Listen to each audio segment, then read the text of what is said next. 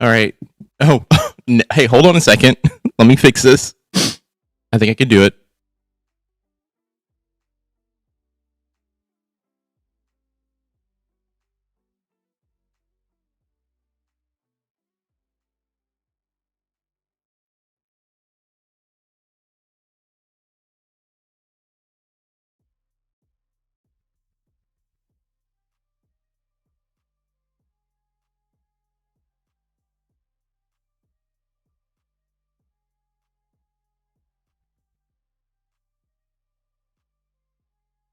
All right. Hey, give me 1 second. Sorry, I was running a little bit late. I was trying to cram a sandwich down my throat as as I was starting the stream. I was like, I got time to eat, and I was like, no, I don't. I'm just thinking. Look, it's Joel. It's me. Hey, Phantom, how are you doing? Oh, I'm sorry, Jasmine. Jasmine, I'm sorry. We're fixing the camera real quick here. There we go. I think this should fix it. Oh, okay. There we go. Oh my god. Sorry I was not on yesterday. It has been a a busy week. A busy week. As you can see, I am like listening because I feel like I've been running around today. But I'm gonna try after next week. We're gonna try and do 3. Call me anything but something derogatory. Okay. Blame it on capitalism. I mean, I can. At this point, I can. I know we were going to do Ren today, right? But I feel like I need to do that on a day where I'm dedicating like more than a couple of hours to everybody. So I'm thinking Monday afternoon because I'm going to be streaming from 4:30 until whenever, and actually 3:30 that day. I'm going to do it. I'm going to do it on at 3:30 Central Time on Monday, and then we'll go till however long, and we'll hang out. The only thing I got to do on Monday is I got to go get my oil changed. I am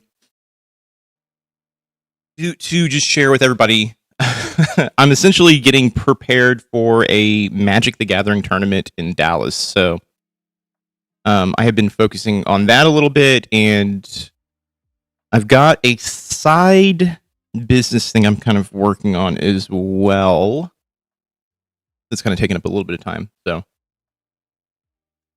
because we live in a world where you have to make money to live, I do have to focus on that a little bit.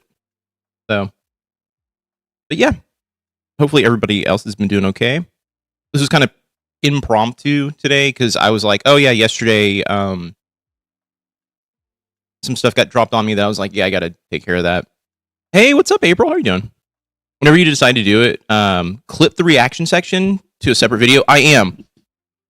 So I've got it all set up. I'm going to record it, and then I'll edit it down. Yeah, I have everything ready to go for that. We've been recording our Daggerheart sessions, so it was like, okay, yeah, this is a preemptive thing. So, oh my god, my camera is doing it again. Okay, we're gonna try this. We're gonna try and see if we can fix this. But I think my not like you're a professional streamer or anything. I'm not. I'm not at this point. Something's going on. Maybe it's Discord. Maybe that is the issue. I did do some stuff yesterday with Discord, and yeah, hold on 1 second.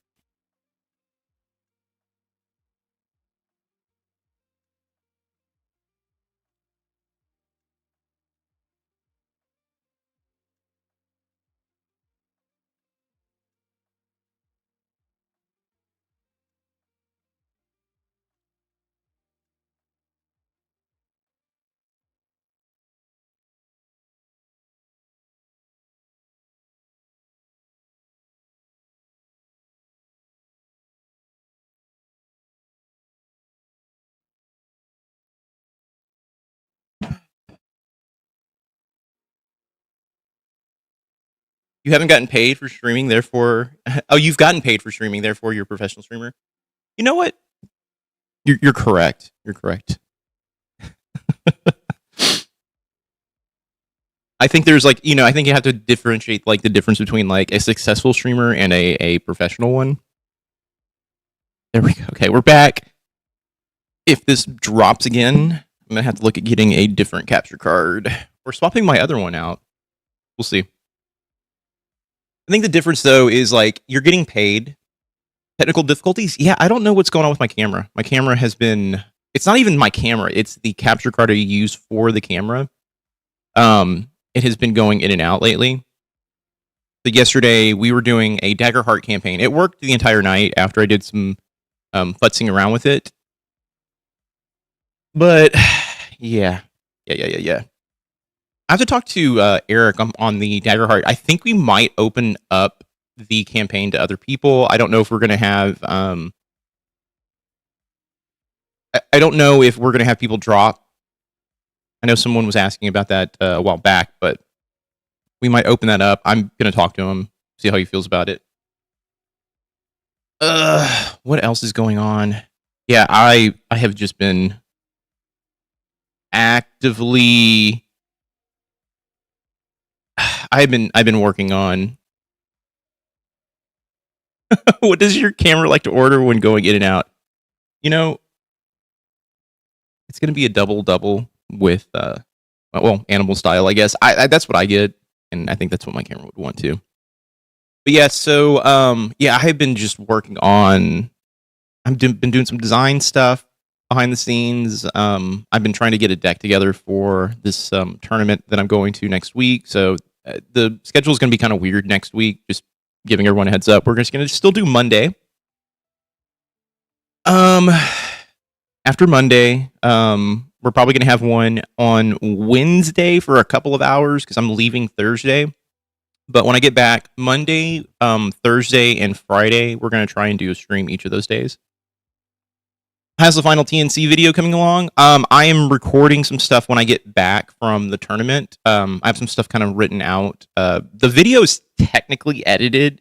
I have just kind of decided I am going to cut in all the stuff that I kind of wanted to talk about is kind of like a cherry on top about the show. After the November election, I can say I'm a professional campaign manager and or political advisor. How are your new meds treating you? Oh God, better, but it makes me. It's been getting progressively better, but I'm still finding myself lethargic and tired. The positive is like I have not had any sort of over the top mood swings. Like typically when I switch over to new medications, I literally have these things where I just feel like anxious or nervous. I have not felt that, which has been good. Two, the other good thing is I actually have an appetite. I'm scared I'm actually going to start just gaining a shit ton of weight, but I have been eating. And they told me this was going to be a side effect of it. I have been eating a lot. Just got my anxiety meds prescribed and had it. It's kind of relaxing. I actually need to see if I can get some form of not Xanax, because for me Xanax is kind of like one of the few drugs that I started becoming dependent on, but something to help with social anxiety outside of the propranolol that they gave me. Being in a tournament, I'm going to be just all over the fucking place next week. So yeah. Still feel menopausal? No. Okay. So that night was an abnormality. I don't know what the fuck happened there, but yeah, just I could not, like, it felt like my whole front of my body was on fire that night. Since then, it's been fine.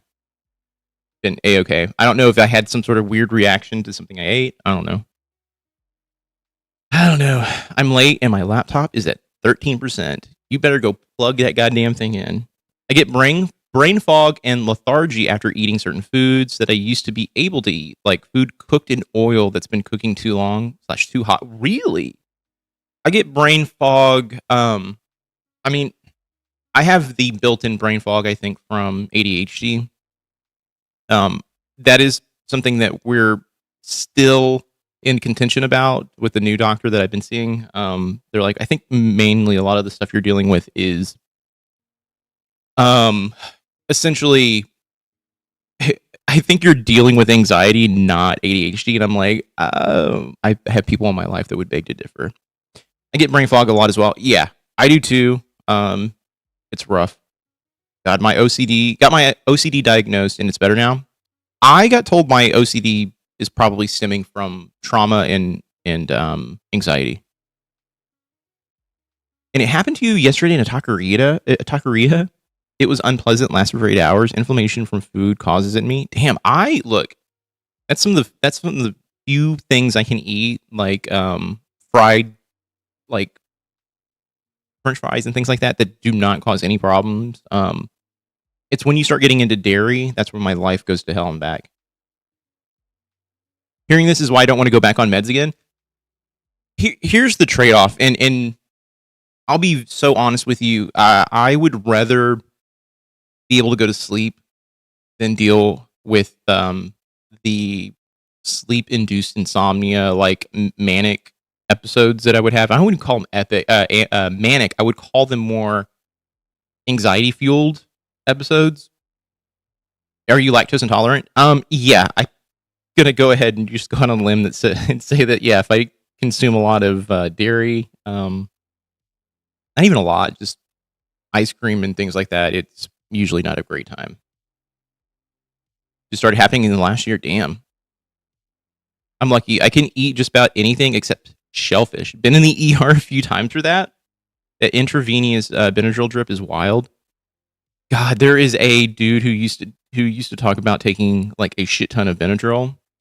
I think he's dead now, but he used to take like 13 or 14 Benadryl, and he was like, it makes you unbelievably.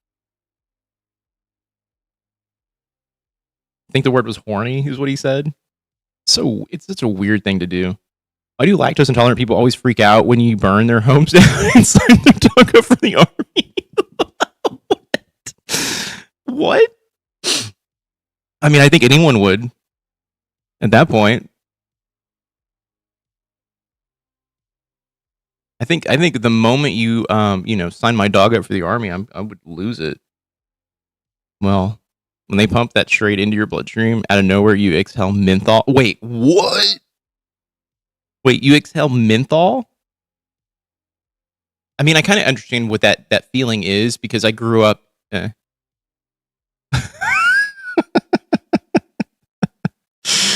Accepting uncertainty for me has done wonders for my OCD. Yeah, as a child, I developed quirks in response to trauma responses, and OCD counting and numerology was one of those weird things where, if I saw a certain set of numbers, I knew it would be a good day. If I saw a certain set of numbers, it would be a bad day.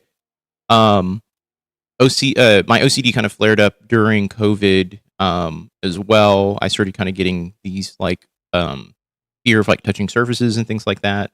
Yeah, but it's that's better. I'm typically like whatever. I don't give a shit. I do wash my hands still quite a bit, but the surface contact stuff, it doesn't do it. Do the numerology persist? Yes and no. Now when I am dealing with like stress, if I start to notice I am looking at the clock, or if I'm like looking at like trying to search for something in the room, I know that if I'm looking for numbers, it is a hey, that this means nothing, right? And I have to respond to myself like, yep. We can pretend like this is a goof. It's like yeah, synchronicity, but slightly tweaked. Yeah, kinda. I would argue, like, for me, it was always a way of searching for a way out of, like, giving myself a little bit of hope,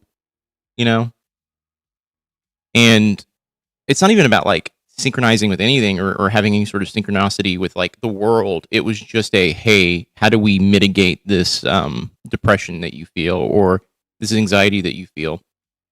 Oh, I see 11:11 on the clock. Like shit. No. It doesn't sound like a bad thing. No. No, I get what you're saying though. I totally get it. So real quick, I saw in the Discord server someone was saying the newest episode of the last the last podcast, Necessary Conversation was okay. I you know I go through these cycles with the show where I go, Mary Lou's probably going to say something that gets everyone on her side, and then Sunday she's going to be like, well, you know what? People had to remind me.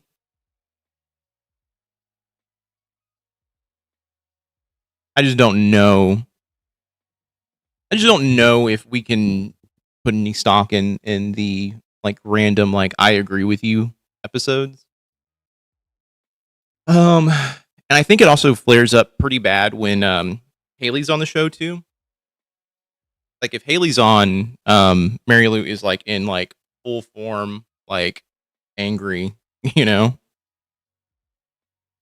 think her and Chad can sometimes have a good time just like shooting the shit. Let's see, hold on.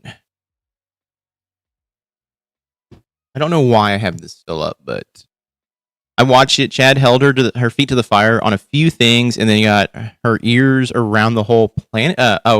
Planeteer master plan thing. Yeah, ML and Haley are stubborn like a mule. Yeah, they are. Get through it. She mostly is the same, but like they said, she will go along with a conspiracy-ish premise more than just hearing some common sense fact-based argument. That is the funny thing about MAGA.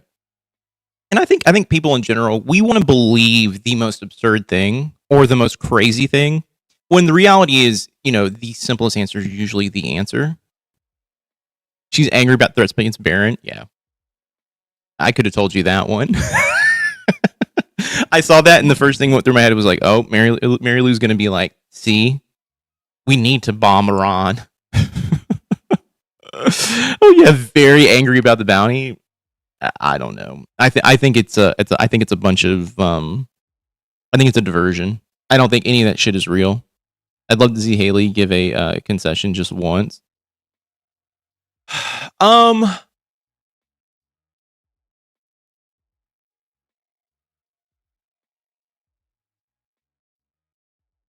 What do you think Haley would concede on when it comes to just an argument? I don't know. I feel like they feel very passionately, each and every single person in that family about what they're saying.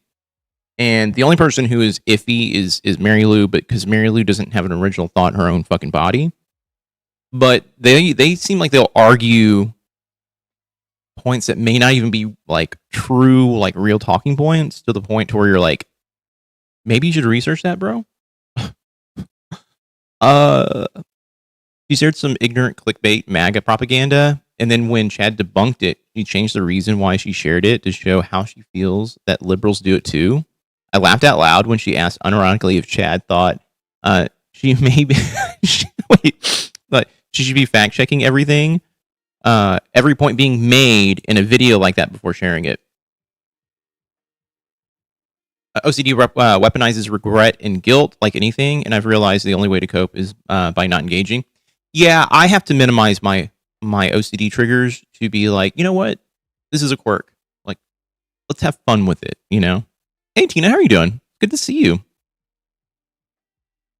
Yeah, if for no other reason than to avoid looking like an idiot. Yeah, and that's the thing.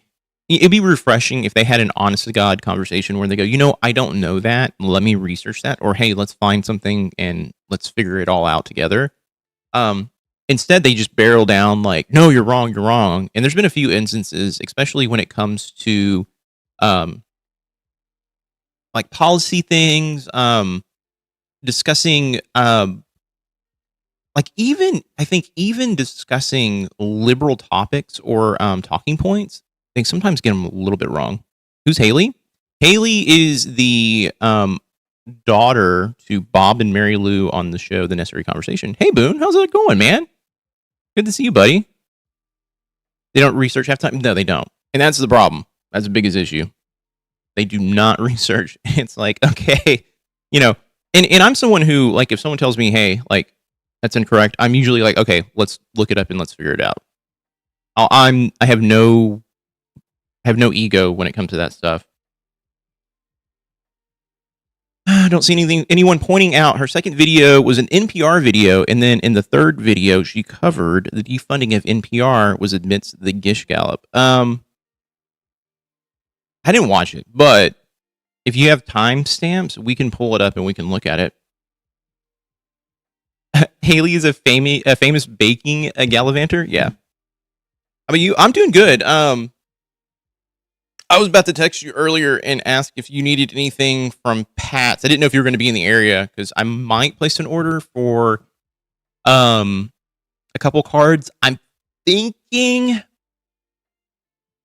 of incorporating Sire of the Seven Deaths, I think is what it is, into the deck. Because it's a 7 cost, but it fixes a problem that I have with the deck, which is life gain is involved with that creature. And if I can get it to hit once, you put an order last night. Oh, okay, okay. All right, I'm debating though. I'm on the fence about it. I'm gonna try and play around with it, but yeah, I don't know. But yeah, don't get me wrong. I like Haley. I think Haley is probably the most level-headed of the three. Well, no, I'm gonna take it back. I think Chad is, but I think Chad also is very like everything just kind of rolls off his back, you know. There was a Tucker Carlson video posted in the Discord server that I thought might be interesting to kind of like skim through. As a heads up for everybody who is hanging out in chat, Monday at 3:30, we are going to do the Rin watch along. So I'm going to be recording that. So everyone, just so you know, you might be clipped in there. Who knows? But we're going to be doing that from 3:30 to about 7:38. So as a heads up, that'll be coming down the pipe on Monday. Oh, hey, Suze. Yeah, Chad doesn't get emotional ever. Yeah, he doesn't seem to get fazed by anything. Haley does though. Haley can get a little tweaked. Almost said twerked, and I'm like, no. Their video she shared was a MAGA talking point rundown by Jeremy Harrell, which was just a litany of bullshit and half-truths. She introduced the clip as to show you all the good things Trump has done. Oh my God. I'm tempted to watch it now.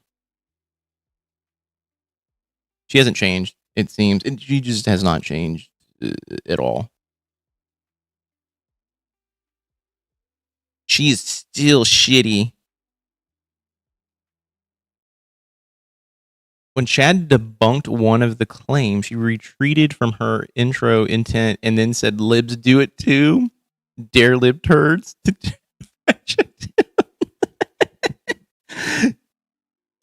look, I'm going to be honest with you. I would love to see her in like a real debate, like where she actually is trying to make a point. You're like, I just want to see someone who actually knows what they're talking about hold her feet to the fire. Because she doesn't take anything that Haley and Chad says seriously, but someone else would just make her feel just so fucking like, oh, the face that she makes and head tilting enrages me. Yeah. You see Haley setting her jaw. She blinks while the video makes her points for her. Yeah, you know what? We'll pull that one. I think we can grab that one. Why not? I don't want to see it now. Welcome to the Necessary Conversation Midweek Edition. Where's this video at? I want to see her turn her head. That's video. Okay, I think it's this one.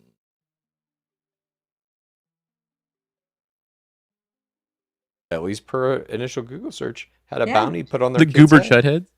That the times are changed. They've changed. The world is crazy. The That's what vertical, I'm trying yeah. to say. I think I found it. Okay. Let's look at this other Okay. clip here that you have sent me. The guilty pleasure. I'm For all impressed of how you who quickly you love pulled it up. Facts, rather than just I'll just say this. Look who's back. No, we're only watching this one segment because everyone's telling me that Mary Lou is absolutely just fucking twerked. Like, we're only watching this one piece. TikTok content creators regurgitating something that they heard on their favorite podcast or in passing. Oh my You God. want to know what President Trump has actually done for this country? You always hear that. What has that man done for this country? Besides raise gas prices, even though ExxonMobil and Chevron are reporting record high numbers, and even Why are they reporting high numbers? The question is, why are they reporting record high numbers? Because they are charging people an arm and a leg for fucking fuel. though the What groceries the are fuck high is this? what has he done for What about America? Chat? Well, He I cheats on don't his know. wife too. Feel free to look all this up and fact check me. Tax refunds on average up 17%. Your 401ks, depending on who manages it, up 30 to 80%. The trade deficit cut completely in half. Prescription medication down to a 60-year low. Inflation. Yeah, this guy's out here pulling shit out of his ass. The reason, and the only thing he is correct on, is the 401k thing. The only reason anyone's 401k is up is because the market is being manipulated at the moment. Just wait for everyone to start pulling their money out. Look at what's been happening with Bitcoin. Bitcoin started to rise. It went up, I think $13,000 in the last 3 days. Dropped, and then it started going back up again. These guys are doing a shit ton of shady shit, and they're just rug pulling people left and right. At 3.5%, regardless of the Iranian conflict. $19 trillion of money, $19 trillion of investments have come into this country. And that is the 'Cause everyone has bullish such a number. big The 401k, conservative yeah. number is 10. The refinery, first refinery built in Texas in decades. Eli Lilly. Now, shut the fuck up, Mary Lou. Dow over 50K was what's her face famous last words, then fired. Yep. What's her face? God, I made a video about her too. She's such a dumbass. And the funny thing is, she sold herself out to, oh God, what is her fucking name? It's gonna bother me. Hey, what's up, Turbo?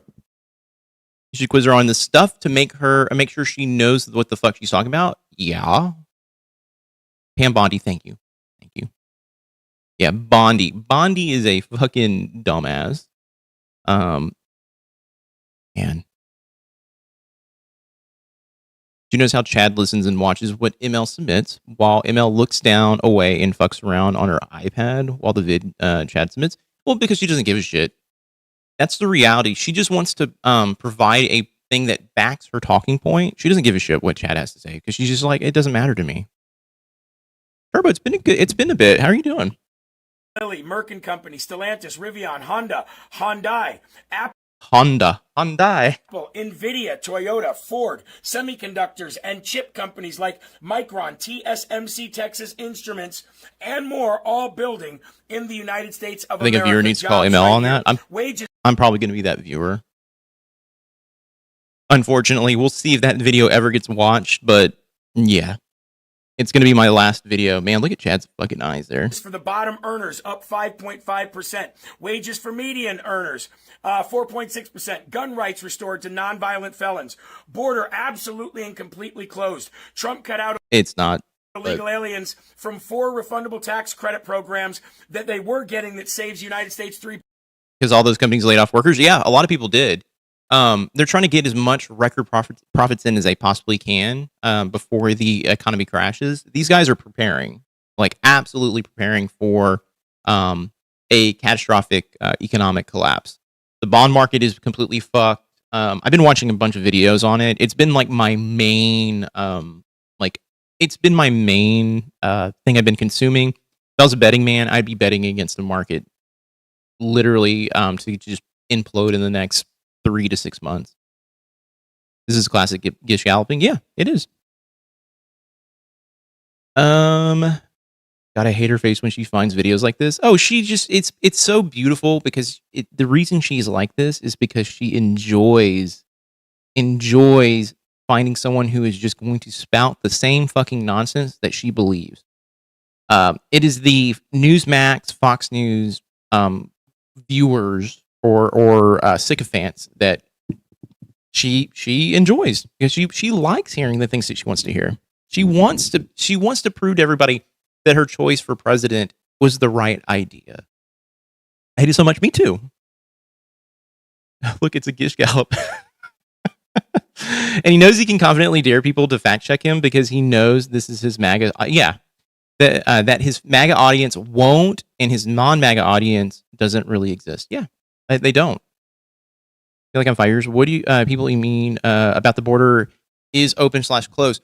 So what they're saying is there has been essentially, because of ICE and the policies behind ICE, they basically have closed illegal entry into the United States, which is not true. That is absolutely not fucking true. What they have been doing is they have scared people enough to not want to come into the United States. And that's part of it. And then two, people are still coming into the United States illegally. They just are seeing more action out there, and they have more provable action, visible action. And so they point towards that, like, look at what Trump's doing with ICE. And it's like, no. It's still open. It's bullshit. This is a bunch of just dumb talking points that have no actual backing outside of like the visible ICE infiltrations of places and arrests. You know, that's it.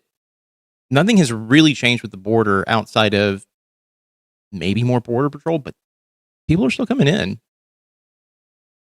$3 billion. Oh, and I think also on the census, they're trying to not count illegal status for anyone who might not be a legal, citizen. They have ruined U.S. American immigration for the foreseeable future. More people want to leave than enter. Bingo. Nothing he says helps the majority of the people. Does not. It only helps a few people. It helps the people at the top. Can I make a terrible off-color joke about ICE and the border right now? Sure, go for it, Cherish. Greg Bovino says the AI data center thing causing the water and power shortage is actually caused by illegals. Greg Bovino is a fucking moron. How about that? And someone just needs to go up to me like, hey, you're a fucking moron. Like, no hate, but you're a fucking moron, bro. You can, but it better be funny. Exactly. It better be funny. I don't think so. People make it sound like it's just a gate door that opens and closes. It's not, though. That's the reality. There's like stretches of land that do not have a quote unquote wall that people can walk past. You think America has issues with ICE at the border? How about Nepal? Damn. Wait, hold on. Let me break this down. Hold on. Bovino made me watch my first Tucker Carlson interview. We can watch that after this. I'm not giving this more than a few more minutes. $1 a year. The government workforce down 20 to 30% with firings from USAID, EPA, Department of Education, and more. Trump accounts for young kids, setting them up for a wonderful and great retirement. The homicide crime down to a 50-year low, down 75%. Overall crime down 30%. This guy's full of bullshit, by the way. Conflicts stopped outside of what he's doing in Iran right now, which, hey, at least we're getting something for that rather than nothing, which we got in Ukraine and Russia. You're canceled? The U.S. It's not that bad of a joke, by the way. It's funny. Unfortunately, what's happening in Nepal is terrible, but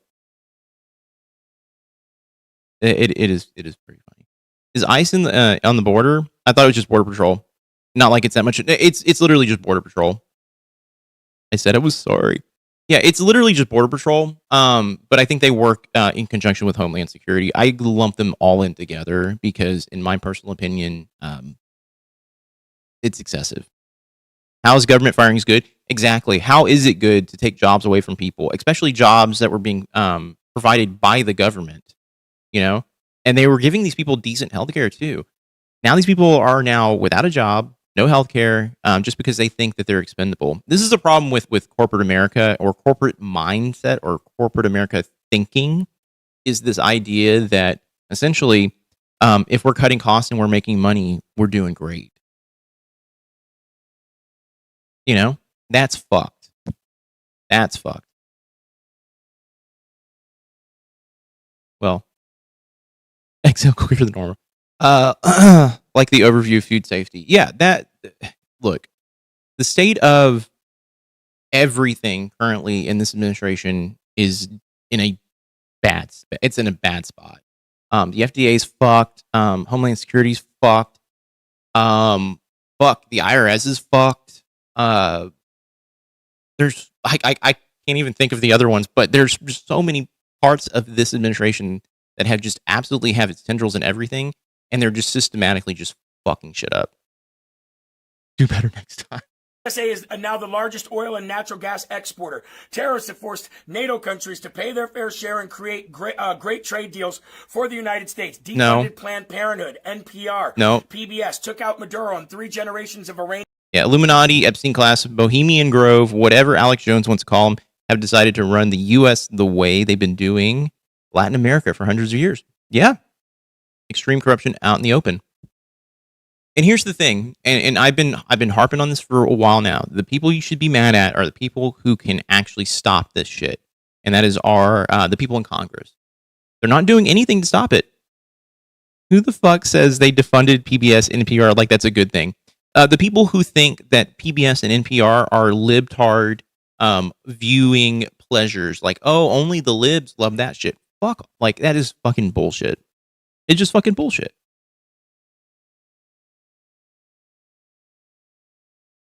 Nepal has a problem with ICE killing people in their cities. Would have been even worse. Iranian Ayatollah leadership. Yeah. Pushed the Olympic Committee. Suzanne was telling me about the. I didn't know about the iceberg until like last night. And Suzanne told me like, I think at the time it was like almost close to 350 people had died, and I was just like, I was like, what the fuck is happening? I looked at it a little bit earlier, and I'm just like, this is the most insane fucking news story. And global warming is not a real thing, apparently. I don't know. I've been calling out my rep in Missouri. His name is Mark Alford, but I only refer to him as Micro Alford because he's 5'2" and insecure about it and looks like a drunk. Hey, I'm fine. I can't make that joke. I'm not 5'2". The video of the flooding is devastating. I watched part of it and I had to turn it off because I just did not like it. Knew some people who worked at Bohemian Grove. I thought it was a dad joke about Nepal having ice from the Himalayas. No, there's an iceberg that I think broke off and caused a massive flood in Nepal, killing I think close to 350 people yesterday.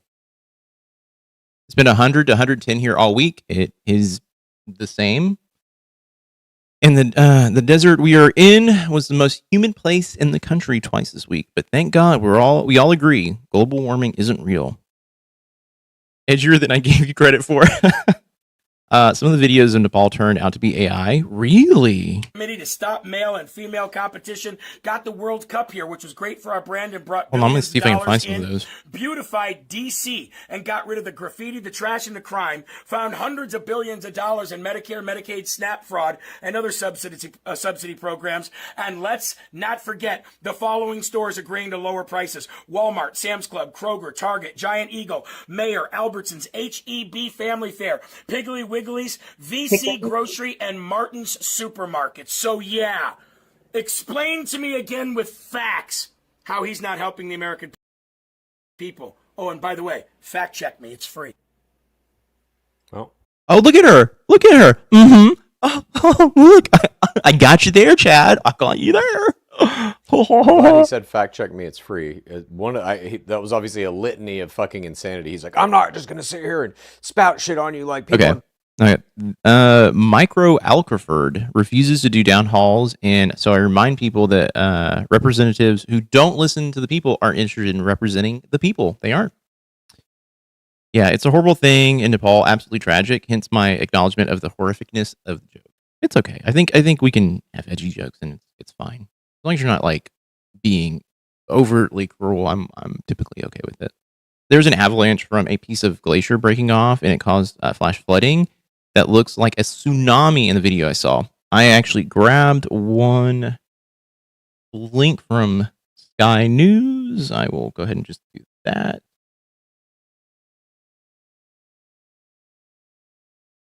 Oh, I did not want that. Okay.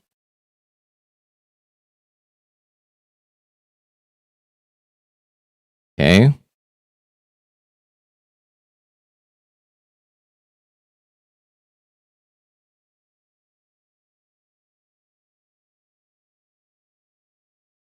I like how it's dead silent. Probably a good thing because I'm probably going to get claimed for it. If it wasn't dead silent. I can't really see anything. Let me see if I can find something else. On TikTok, then he proceeds to do just that. But one of his facts was that he cut the deficit in GB half. News That is was the Newsmax, first I think. one where I was like, See, that's I'm a glad. fucking lie. I'm glad you told me that. So I googled it immediately. I No, don't the look at US any federal sort of budget deficit has not been UK cut in news. half. Instead, it has. I honestly thought that the most of the UK presses were pretty moderate to moderate right anyway. So anytime I see news on any of those things, it's always got a bunch of shitty, stupid ads in the corner of them at all times. That was my UK friend to GB News. Has continued to grow. The national deficit has actually surged, surpassing 1. Okay, Chad Googled the wrong thing here. This is not his claim. I gotta hop off, but I'll hop on back on later. Yeah, I'm gonna be on for maybe an hour and a half longer. So if you get back on around then, I'll be here. 0.8 trillion in the first 10 months of the fiscal year 2026 alone.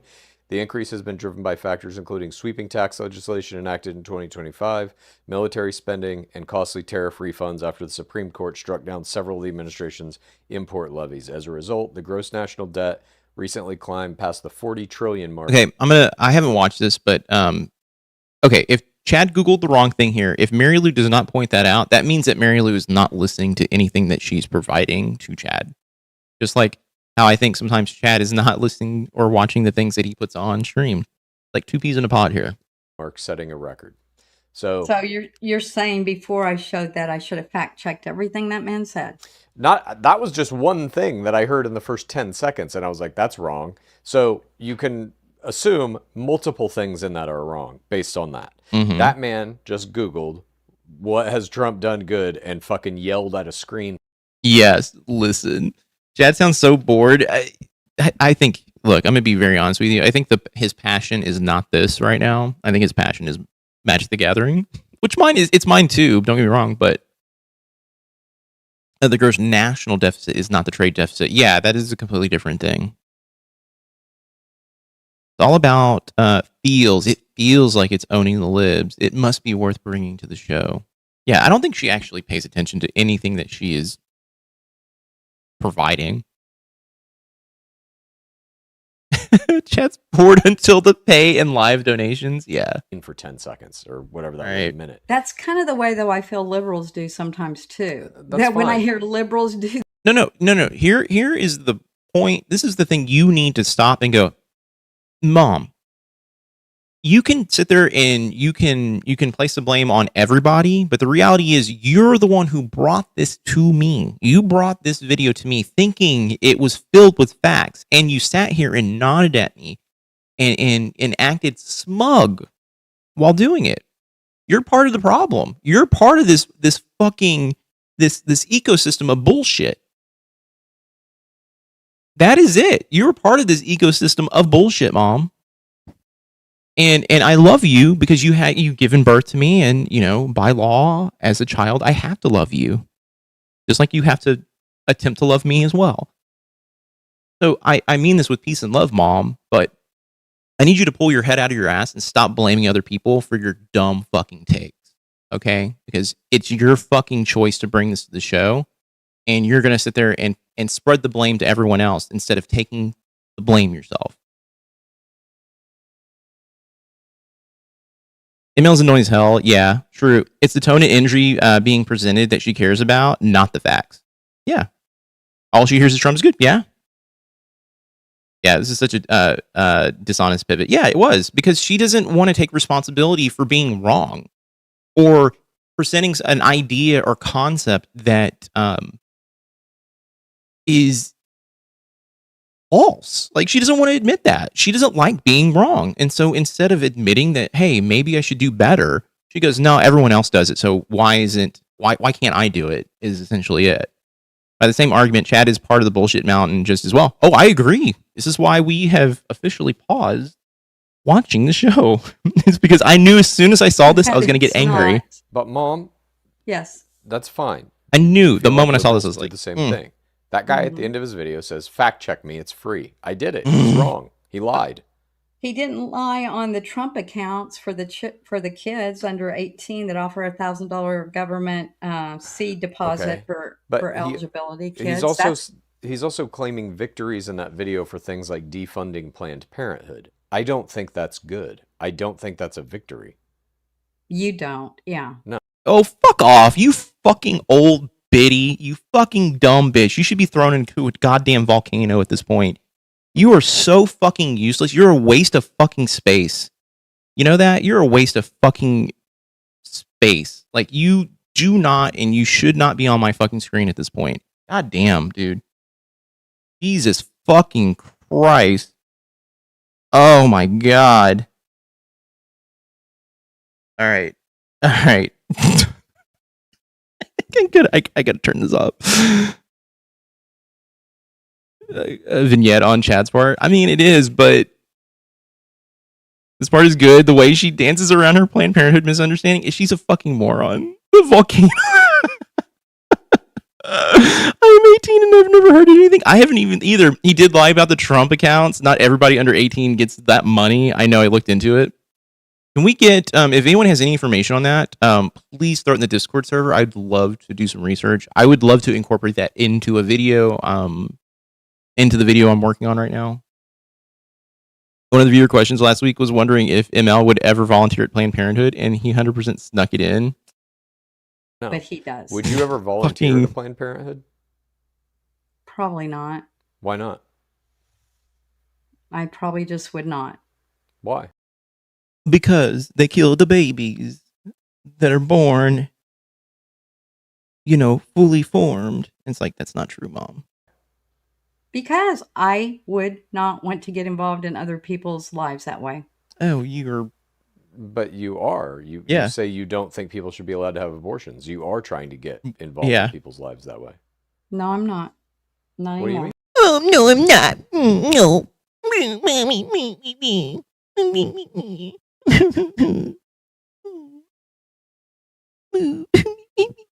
No, I'm not. I went to sign both my kids up, but you only get the free money if your kids were born in 2025 or newer. Does he ever mention the horse cult in Project 2025? I have no idea. I haven't watched the rest of this. I haven't watched the rest of this at all. I only pulled this part because everyone was all like, "Oh, it's wild." Other than that, it's just a Roth IRA for your kids, and then they have to pay taxes on the income whenever they take it out. Part of Chad's clips. Oh, okay. She's got a holier than thou attitude. This is petulant child attitude right here. I mean, you're trying to... It's all ran through Robinhood, and it's got Trump's name slapped on it. Fuck off. They need to legitimately... I'm sorry. They need to legitimately, the moment he gets out of office, scrub anything with his name on it just completely off the face of the earth. The last 12 years need to just be wiped at this point. He needs to not be in history books. Like, he needs to be non-existent. All the welfare queens are going to rebirth their born babies just so they can collect their fraudulent checks and then abort them again, rinse and repeat. They're just going to keep doing it over and over and over again. You just gave them a talking point that they might actually start spouting. I agree with you, Cherish. Let me guess. ML responded with, well, I don't know. I need to research that, and then forgets about it. Yeah, she's a fucking moron. She's a fucking moron. She's a bratty shot. She's petulant. Force an ideology on them that would eliminate that healthcare for them. I'm pro-life. You know that. Yeah. No, you're not. No, you're not. And I can prove it. You fucking have basked in the glory of people being murdered. You essentially, when you saw two people getting shot on fucking screen, were like, they should have done better, is essentially your response. You're not pro-life. You're just pro whatever the fuck you feel like in the fucking moment. You're a wild fucking hypocrite. God damn. She's pro-government homicide. Yeah, exactly. It's a standalone app, but it links through Robinhood. That's bullshit. That's bullshit. Chad lost whatever dog he used to have in him. He knows deep down this is fruitless. He reads the comments. He does not respond to him, though. That is the thing that makes me so angry. He does not respond to him. I always did say Chad needs to start her with with a basic education and treat her like a first grader. Give her homework. 100%. She needs to sit down and be taught the basics, like just the basics of economics, the basics of our government structure and how our government works. She needs the basics.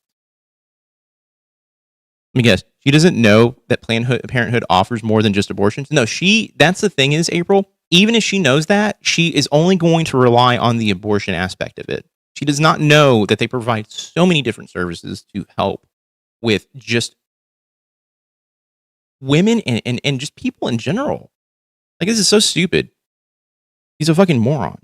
My dad used to have a saying, it's not that she doesn't know, it's that she doesn't even suspect. And in this context, it's that she doesn't even suspect how uninformed she is. Yeah.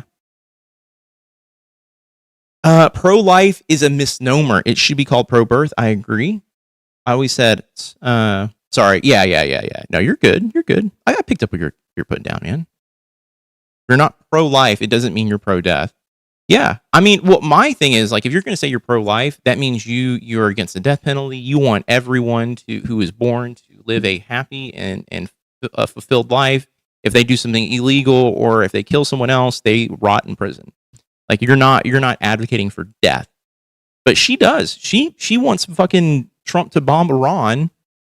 She wants Trump to wage these wars. She doesn't care about anything. She basks in death and destruction. And then she talks about, like, oh, the little baby's being aborted. It's like, you're full of fucking shit. You know that?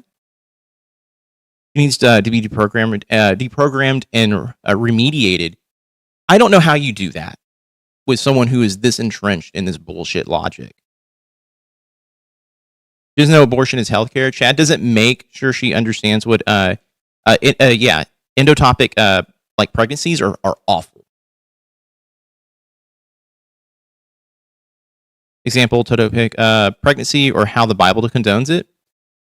6% on this laptop when it dies, and it will. I will put you on the charger for like 30 minutes. Okay, cool. More blood for the blood gods, and corn needs fully formed skulls, not baby ones. Bingo. Early should be sent to a college U.S. civics course, and then we get the podcast after to see what she learned. Like I said, I think there's you could take this whole idea of deprogramming her and make a entire series on it.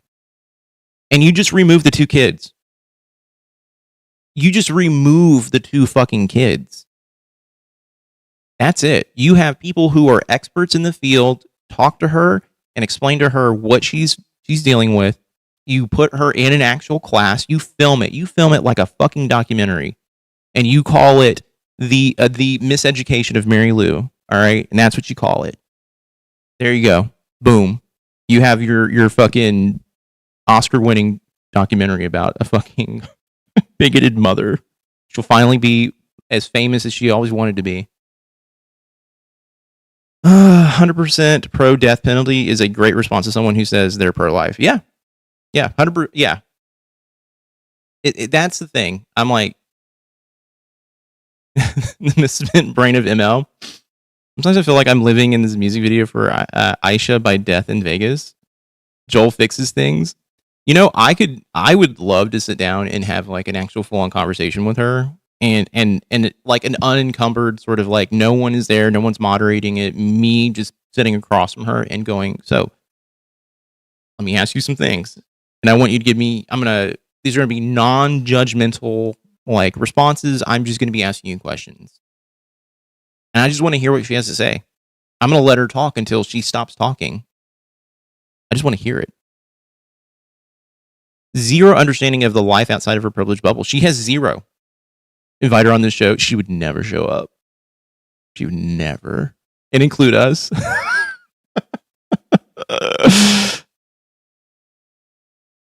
Yeah, I couldn't imagine Mary Lou out in the wild on a different podcast without Chad guiding her. Yeah, I have a belief that there is a little bit of smoke and mirrors going on behind the scenes with the show. I think there is a bit of a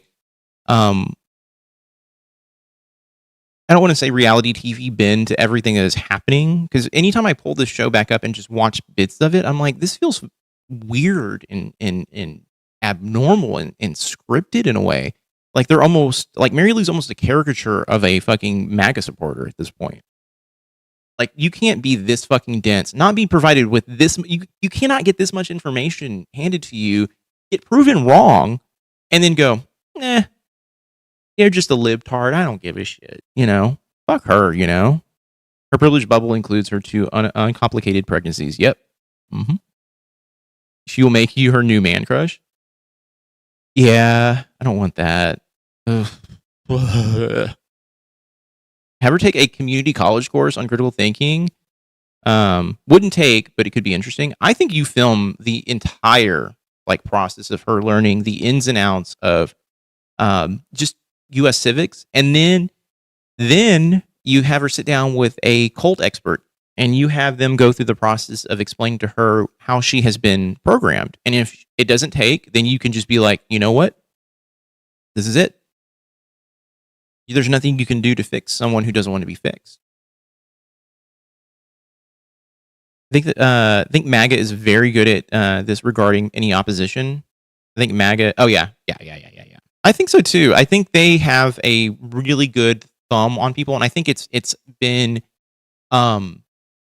repeated phrasing and talking points that Fox News has repeated over the years. I mean, they essentially made a bunch of people scared of immigrants in general, and this started in the 80s, and it got hard. It got more and more hardcore as time went on.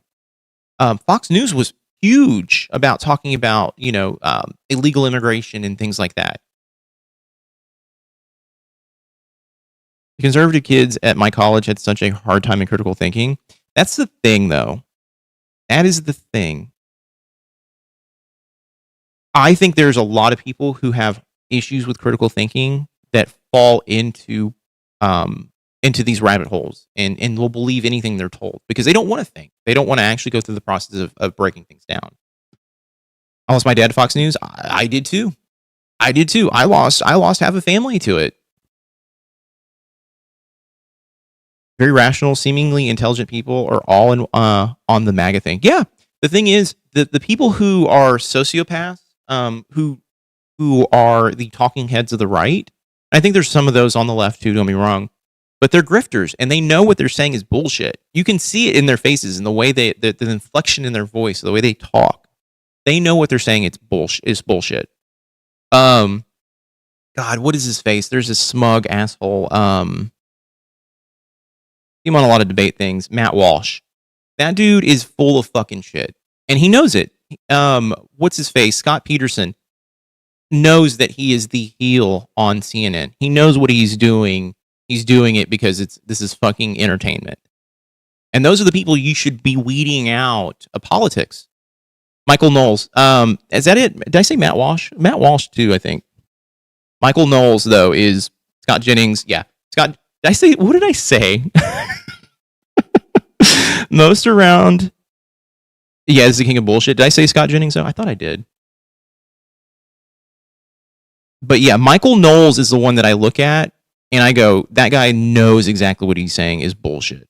Most around here, a little pocket of Republicans in SoCal basically just hate Hillary, Obama, Kamala, Clinton more than they desire anything correct or beneficial from the Democrats. He said Scott Peterson. Oh, that's the guy who killed his wife. Not that guy. Oh my God. He's in prison, right? For the rest of his life. Did he get the death penalty? Yeah, Scott Jennings. But you know what? I could see Scott Jennings doing that. Kidding. Thought he's largely held together by the notion that people in positions of authority don't want people who think critically or question, and a large number of people who are too lazy to do so. Yeah.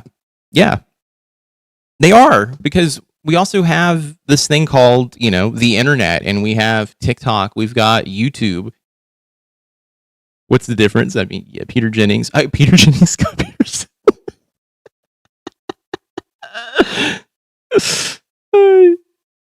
He's trying to get released with new evidence. What is this new evidence they found for Scott Peterson?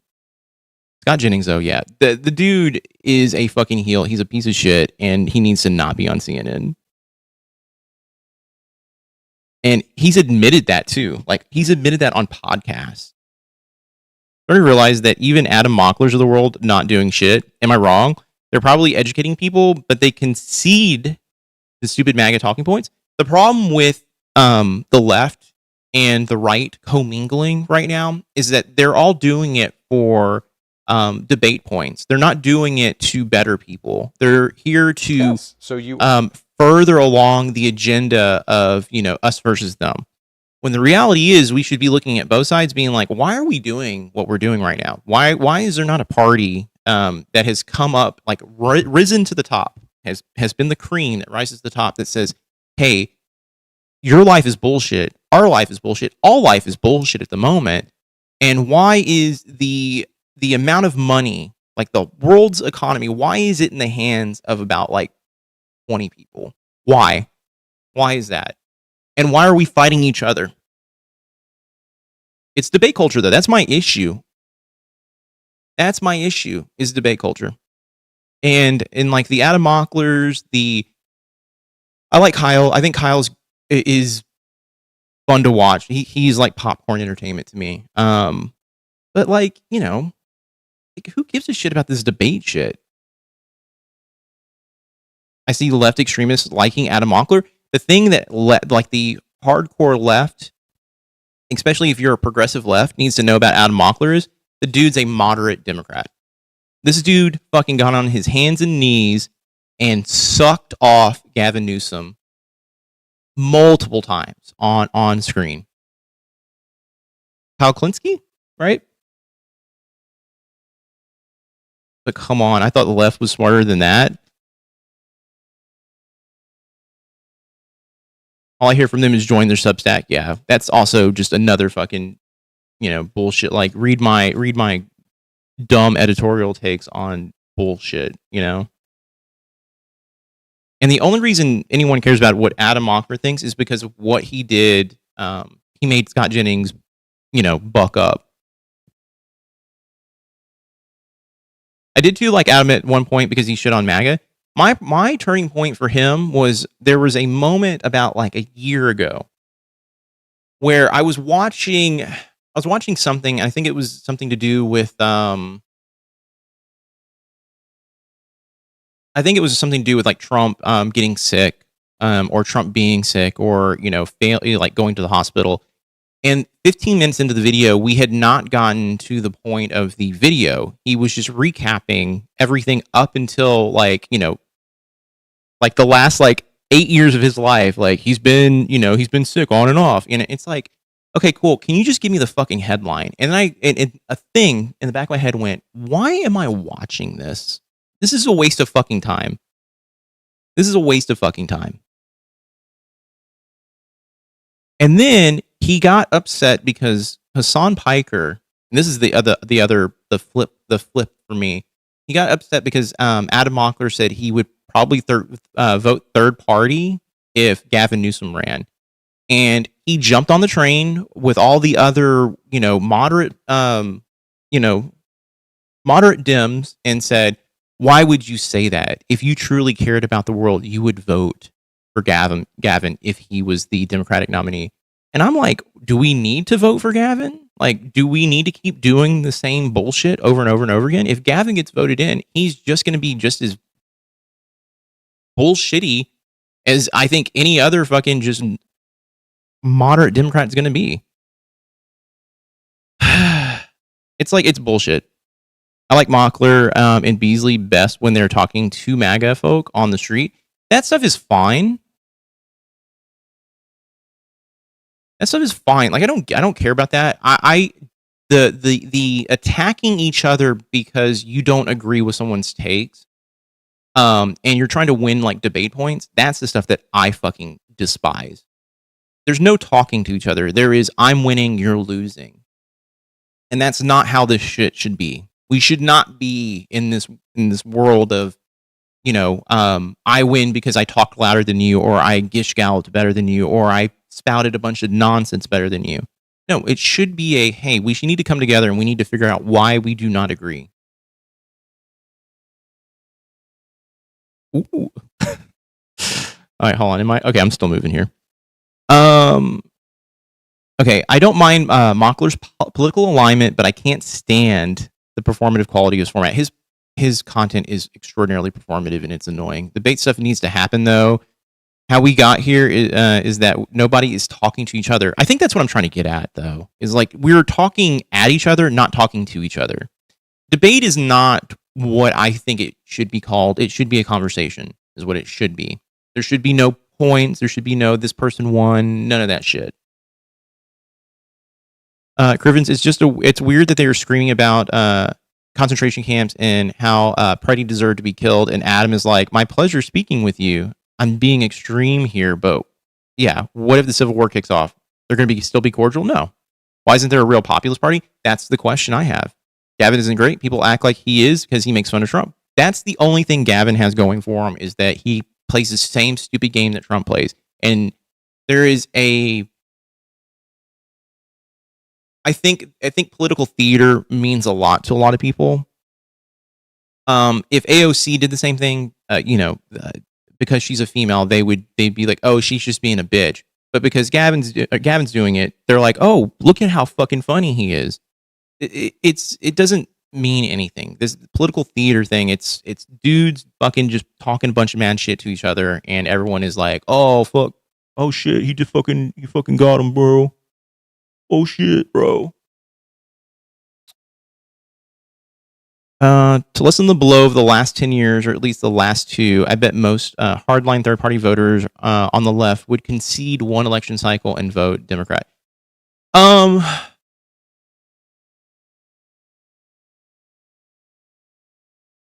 I think, I'll be honest with you, I think most third-party voters, and I'm just not going to mince words, I think most people who don't vote or who are,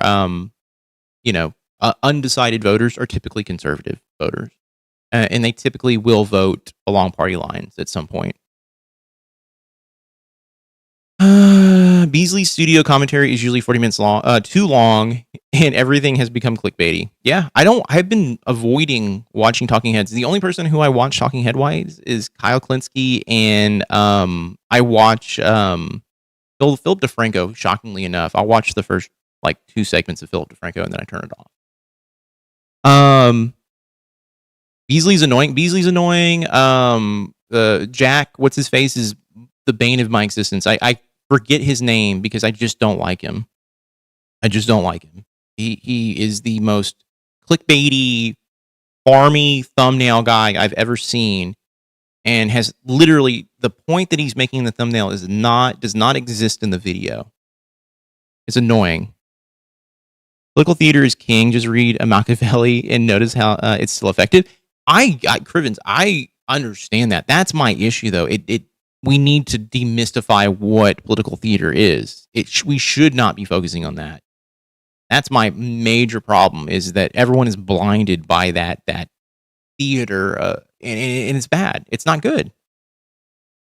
Also, a big problem that mostly comes from the Dems, but I also see the left doing, is praising the bare minimum, which I am not for. Why are we clapping for a politician saying people should live? Yeah. After the midterms, Dems need to open their tent more, lean into civil liberties issues, tariffs, block cameras, and data centers, and ending the war. Stefan, that is actually correct. That is look. If they're going to do the right thing, first of all, they need to start talking about getting money out of politics, and then going after all of these what I would consider civil liberties violations. They need to go after that shit. Jack Cockrell is definitely grifting. Oh, 100%. Flesh mustache is definitely grifting. All right. Cockrell, his bottom teeth are crooked and his cheeks are too shiny, and he's got a flesh mustache. 3% jaws. I'm sorry. I'm sorry. I don't mean to be mean. I don't want to make fun of. As someone who's goofy looking, I shouldn't be making fun of other people. We need charisma. Love Sam, but he's boring and doesn't get his line off clear. If it's too much for me, imagine it goes over any MAGA's head if they're even listening. I love Sam Cedar. My issue is that Sam Cedar has I've said this on stream before, but Sam Cedar's my inner monologue. It's that same voice. I don't want to hear the same voice coming out of someone else. But also, he can be very, and by the way, I like him. I think he can be very dry, and it does not connect with people. Joel Fixes Things is our theme today. You are correct once again. I'm ranting right now. All right, we have Chad blowing me kisses over here while Mary Lou is. I don't even want to know what's happening to Mary Lou right now. But I get on here. I'm going to get on here 3 times a week after next week. But I get on here for a couple of hours, a couple times a week, and then I rant, and then I then go back to being quiet. So you get to hear all my rage come out in a couple of minutes, not a couple of minutes, but a couple of hours. And yeah, it's just me ranting about things we need to do. She's pooping in her diaper. It looks like she's enjoying it, though. Honestly, I don't get the difference between Jack and Luke. And Jack just graduated high school like last year, right? No, I think Jack is like in his mid-20s. He's gotta be. I'm gonna look that up. You are trying to get involved in people's lives. Jack has got to be in his mid-20s at least. I'm talking about my life. Shut up. What? Shut up, Mary Lou. I'm not going to get involved in other people's lives anymore. I'm not going to do it. Okay. You already do. You dummy. Well, so this guy has rattled off all this other shit. I can't remember. He said some other stuff in there that I know was wrong. And now I can't remember. He said the border. Exactly. He said the savings account. We know that's all true. Yeah. Okay. I just thought, sometimes Jack is 23. That stuff he said was not true. Yeah, he was talking about people's 401ks. Your 401k is up 30 to 80%. It's like, well, not everybody has a 401k. That benefits middle and upper. That benefits actually not even middle class. It benefits upper class. I want you to look at how young this guy looks, man. Looks like such a baby. Looks like it's just a little baby. All right. For middle class U.S. citizens, everybody else, it fucks. My bad. Must have been college. Yeah, I think he just graduated college. What I was trying to prove too is it's 100% the face babies make. Liberal clips like that. That's the way I feel. Liberal clips are just spewing some of the stuff that's not real. Right, but see, okay, here is this is the thing that makes me so fucking angry is that he does this thing where he goes right, and it's like no, do not give her an out. You just gave her a fucking out. You just gave her a fucking out. Cucciarella. He gave her a fucking out here. He goes, right, yeah, liberals do that too. And it's like, no. We're not talking about liberals. We're talking about the fact that you're bringing me content that is a bunch of bullshit. It's a lie. I posted this MAGA Gish Gallop to prove that liberals do it too. It is a fucking bullshit take. It's a fucking bullshit fucking... It is a, let me go ahead and pass the buck off back to you, Chad. Touche, Chad, but you know what? I got your ass. Uno reverse card, eat it, bitch, is what she's essentially saying. She's a fucking asshole. She's literally a fucking asshole who does not give a fuck what anyone... Like, it doesn't give a fuck about anything outside of just being right. She wants to, quote-unquote, own the libs. She just looks like a fucking moron every time she talks. Chad can't tell her to stop bringing obvious bullshit videos because she's incapable of vetting them. Yeah, this is what I was saying. Chad loses steam, but to his credit, sometimes he does hold her accountable.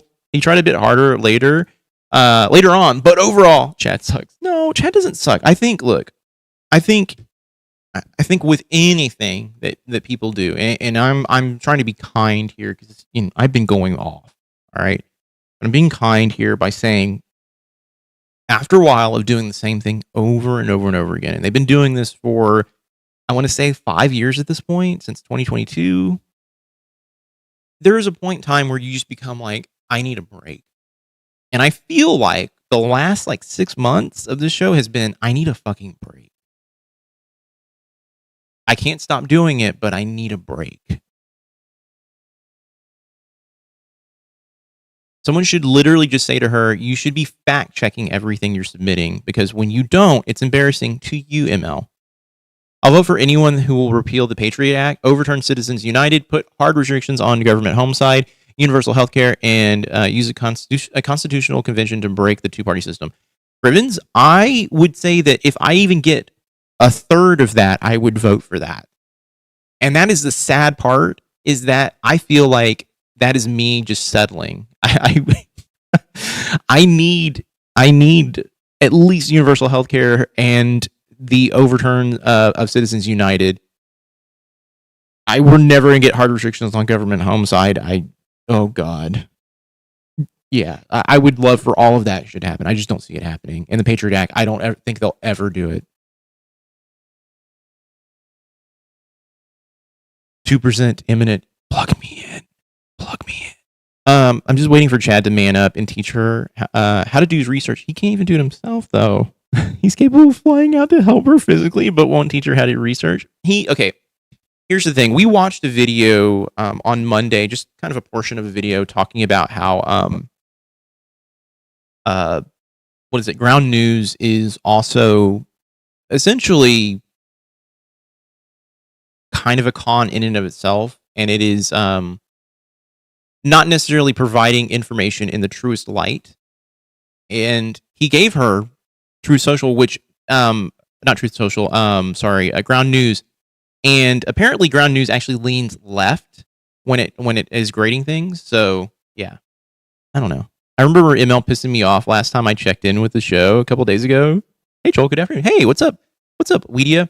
By the way, I'm gonna hit you up after I get back next Thursday. I'm going to be leaving next Thursday, but I'll be back Sunday, and I'll shoot some ideas over your way. You'll still be on my TV, but the laptop will be in my office having a drink. Nice. What about renaming bodies of water, important things like that? I hope when Trump leaves, someone just goes, fuck it. You know what? It's now the Gulf of Trump. It's the Gulf of Trump. No, I'm kidding. I think that all needs to be wiped. Everything that's happened over the last 12 years needs to be reversed. Even the stuff that was going on during HELP. I think anything that was conservative motivated needs to be just wiped off the face of the earth at this point.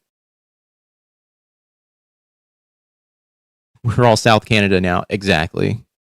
I don't believe that ML has any interest in researching anything. No, I don't think she cares at all. I think she loves providing. She's a Facebook person, so essentially she likes getting this thing that she thinks is news, and then going, "See, it's true." And then when someone says it's not, she goes, "Well, that's what you're saying," or, "Well, it's also false on the other side too." It doesn't matter. She doesn't care. This is all. This is. I'm sorry, I'm being nihilistic when it comes to the show. But this is Mary Lou in a nutshell. The Lake of America thing, why? He's threatening to tear the Kennedy Center down. If he does that, you know what? Fuck it. Let him do it. Let that be let that be in the history books that he being a petty little bitch fucking tore down the Kennedy Center because he's a fucking whiny fucking toddler. Okay, let him do it. Let him.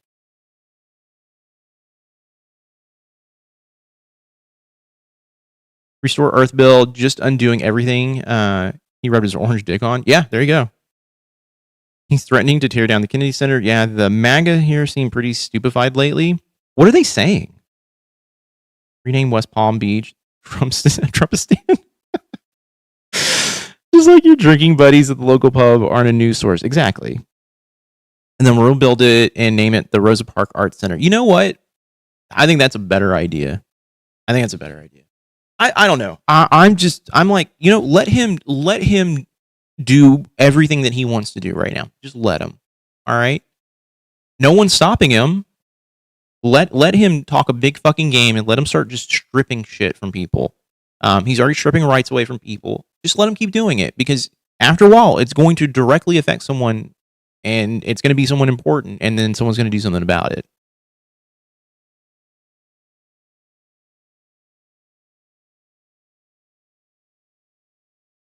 They're still saying it's unclear who's a pedo for one. Like, are they talking about Trump?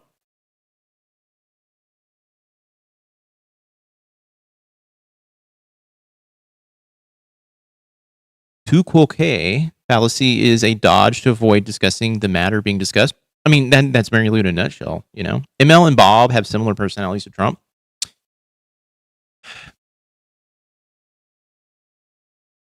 Here's where I will say that there's a difference. Trump was born into money, and there is an inherent sort of nepotism / sociopathy that I think was passed on to Trump. Mary Lou and Bob are a product of their environment, you know, and I'm talking like they grew up in just a bad situation, both of them. Trump had everything provided to him, you know. But I think you're right. I think they have very similar. I don't know if personality would be the thing. I think they have the same kind of. Maybe it's sociopathy. I think maybe they're all kind of sociopathic in a way. I feel like Mary Lou is, at least. Like, I feel like there's an aspect of her that just does not give a shit, and she just does shit. Nothing hurts her feelings or anything like that. And when she starts to say, like, you're hurting my feelings, it's an act. Let him do it is the entire Democrats' plan. I know it is. I'm of the mindset at this point, as a citizen of the United States, like, no one's doing anything to stop him when they could be doing something to stop him. And at this point, it's like, let him fuck shit up. Like, what can I do at this point? Just make it fucking worse, to the point that someone who it directly affects, who is in a place of authority, can step in and be like, yeah, we're not doing this anymore. But at this point, like, I don't even know what we do. I don't know what we would do. About the Ghislaine thing, using the Epstein files to argue for an appeal. How she got the Epstein files in prison? Wait, explain. She got those? Oh God, Sorbo. God, I hate him. He's such a piece of shit. They're saying, we'll see. And in the face of feeling angry about being wrong or siding with Nazis, they say, what can I do about it? I mean, I think everyone is just feeling defeated. You know? I think everyone is feeling I'm defeated when it comes to talking about Trump. I don't think Trump is the true problem. It's the people who are ineffective, not doing anything, that are the true problem. It is our congressmen, the people who are not listening to us, that are the problem. Kevin Sorbo is a piece of shit, though. The MAGA I talked to feel like, since he's not a rapist himself, he can vote for MAGA and not feel guilty. It's stupid. I try not to tell him how stupid it would be nonstop if I did. I'm assuming this is probably someone you're living with, right? That is rough. I don't know how I could handle that if someone in my life, or even just in the vicinity of me, was just like, yeah, I feel comfortable. With this, you know? Yeah, I think, you know, I don't think he did it, so I feel okay voting for him. It's like, you are not paying attention if you feel okay with this. Yeah, because he definitely did some insane shit. You don't have more than, 40 people come out of the woodworks being like, yeah, he did something. Forget the billionaires' money. Oh yeah, in the Supreme Court, start having trials like the Jan 6 thing, all big TV screens, visuals, like a movie. It was watchable, public. So my thing is this: we need to fix the tax laws. That's the first thing that needs to be done. Get money out of politics. no one should be able to donate more than X amount of dollars, and I'm talking like in the hundreds at least, or at most, and at least like $20. You can't donate more than that, and if you make over 1.5 million, you have no way of donating to a political cause or to a PAC. There's no such thing as a PAC anymore. Get rid of all the super PACs. Get rid of all that shit. And limit how many ads people can buy on national TV, and also fact check all ads. That is the thing that needs to be done, is making sure that when an ad goes out, that ad is legitimate in its claims. Yeah, tax everyone making more than 500 million 90%, anyone over 100 million 60%, enforce across the board increase wages of 20%. So I think that is, I would go a little bit further, and I would say anyone over 150 million gets 90, 150 million to 100 million 60%, and then normal tax rates at that point below I would say below 1 million at that point, and then try to crank it even more as time goes on. Because I don't think there should be anything. There should be no one who has $1 billion, let alone $1 trillion. That's stupid. That is stupid. One part letting Trump make himself look worse every move he makes, and one part secretly benefiting from the moves he's making. Luke, you're correct. I think a lot of the people in Congress are doing the Kalshi / stock market buying and trading and making money hand over fist, because they have the inside fucking scoop on everything that's about to go down. Pipe dream, but wages should not be greater than some max threshold above the lowest paid employee. That is a pipe dream, but I agree with you. I think we should have a stipend as well. If you're not able to make a living wage, like, there should be some assistance. I don't believe in the idea of the idea of laziness, the whole pull up yourself by your bootstrap shit. Because if you look at what we're dealing with right now, there are so many people in a really rough spot in today's day and age, and they try to bust their ass, they try to do everything they can, and they still can't make it. Yeah, cap the CEO wage to 1% above the lowest paid wage in your company. 1 second.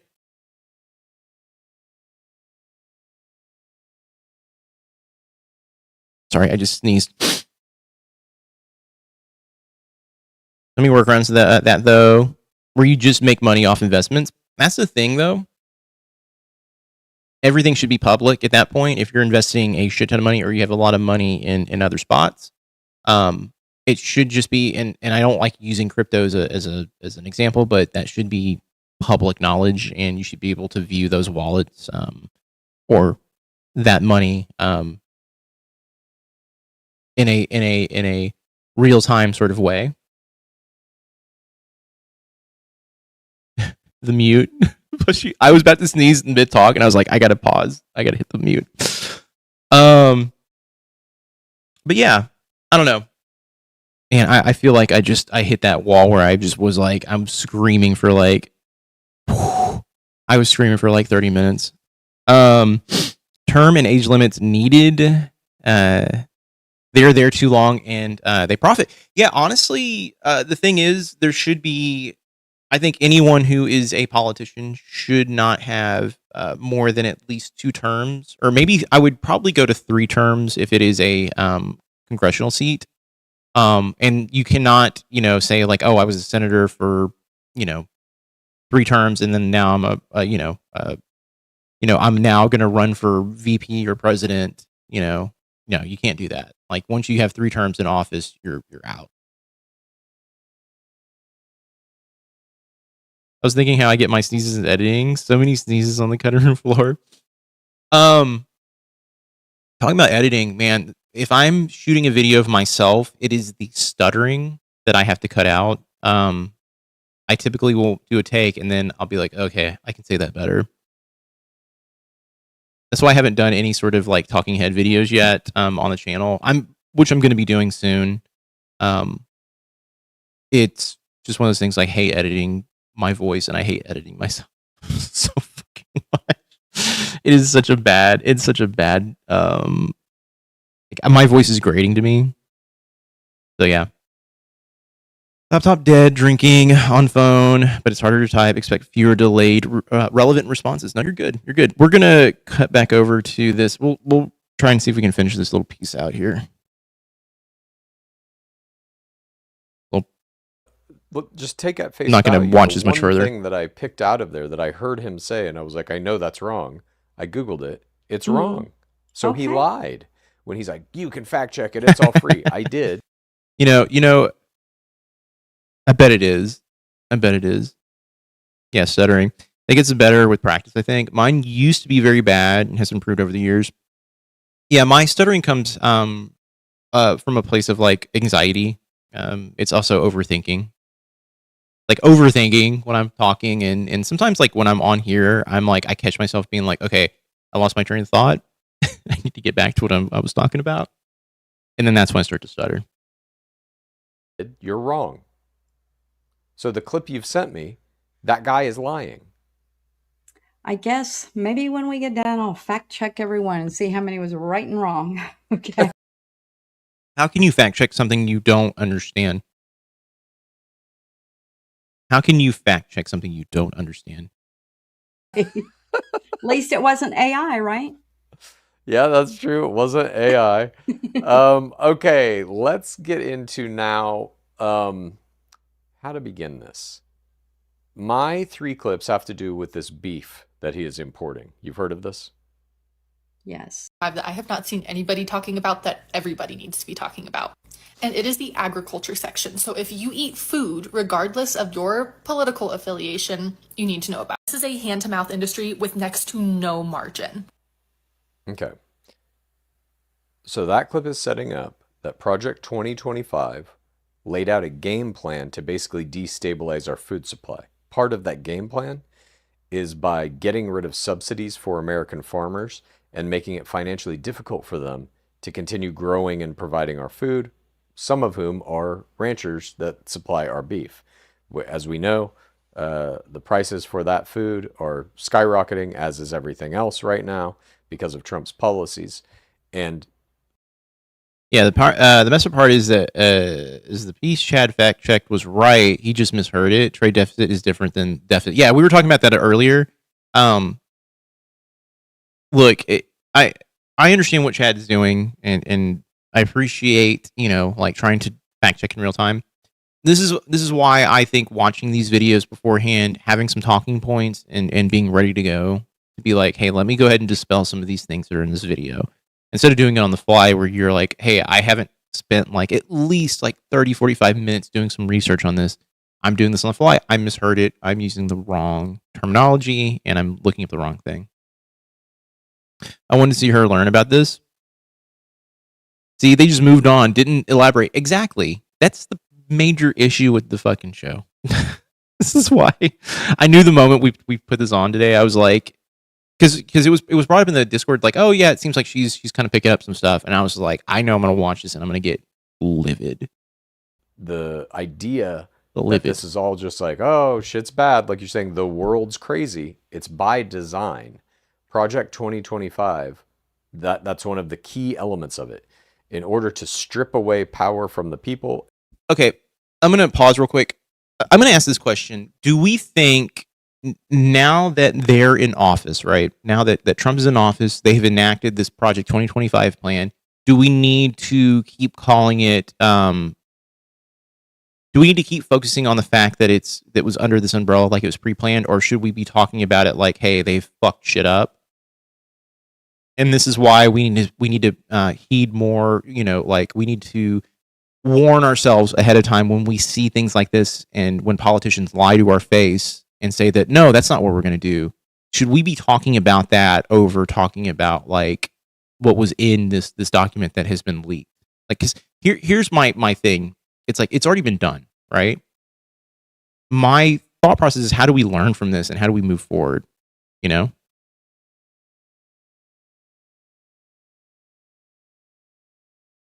I'm okay with them moving on because this is real, and that was just Gishal or of irrelevant cherry pick claims. Yeah, there is part of me that wants to hold her feet to the fire a little bit more, being like, can you explain to me why you think this is correct, and breaking down each claim, because when you throw a bunch of claims out like that and you're not breaking down even a percentage of one, like he only broke down one topic, he looked up one. You're letting a dude get away with not getting fact checked, you know? Funny how much it was followed to the absolute letter. Exactly. That's the stuff that I'm like, look, it's done. How do we prevent this from ever happening again? And maybe we talk about all this stuff, and maybe we point out like, hey, this is happening. But to me, it feels like, you know, for like people like Mary Lou, it's like, okay, I don't care. Yeah, a lot of that stuff in there, I was for it. I don't think it necessarily affects her, you know? Chad does that on purpose because Mary is only receptive to conspiracy theories. Right on, Joel. Yeah, it's the thing though. My whole stance with the show is that, look, there's a point in time where you have to decide if the show is just a masturbatory sort of like exercise, and that we're all just hanging out and we're basically just producing nothing other than just eliciting anger out of people, or are we going to push the needle forward? And the problem is like the needle's never being pushed forward. We have this push and pull that we think is moving forward, and it's not. It's just not. It's specifically tied to tie people in knots arguing about irrelevant bullshit disguised as mountain of evidence. Yeah, I mean, I think if you're not having a direct conversation with that individual, breaking everything down and being like, here, like putting a side by side, like here's what you claimed and here's the actual truth, dismantles them completely. And then anytime they say anything else going forward, you can be like, here, do you want to pull up that fucking video where I dismantled your entire argument? Here we go. It's here. We let too many people get away with this bullshit. It's like, let me just spout a bunch of nonsense, and then no one wants to call them out. Or if they get called out, they're like, It's one of those things where it's like, well, we need to start like holding it up. Like, let me rub your face in your shit, you know? I don't like having to struggle to come up with ways to trick them into listening and understanding us. They are exhausting. Yeah, they are. I mean, what's the I guess the solution? Do we just launch them all into space? Do we send them to Mars? What do we do? Never again to anybody that wants to remove regulation without any evidence, whether it's food, vaccine guidelines, corporate ethics, government immunity from crime, pollution. Look, I'm with you, Luke. I think that this whole entire administration should be, like, literally, there should be a fucking trial, and all these guys should go to either prison or whatever else they decide. None of these guys should be ever seen again, in my personal opinion. Trump, all of them are awful fucking human beings. The people who enabled this are awful human beings. The billionaire class, awful human beings. All of these people, awful fucking human beings. Should you let her talk? She folds. Yeah. Yeah, she folds the more she talks because she can't even keep up. That's the thing. Like I said, like if you could have her sit down with someone like, even like me, I would just let her talk. I would just ask her questions, and I'd be like, okay, can you explain more of that? And then when she gets to a point where she stops, be like, okay, keep going. I'm not fully understanding what you mean. Can you keep going? And that's the thing. Like I am one of those people who I'm like, just, you know, I'll let someone hang themselves. I'll sit there quietly. If it's an hour of them just staring at me blankly, I'll be like, cool. I'll let that just live on the internet.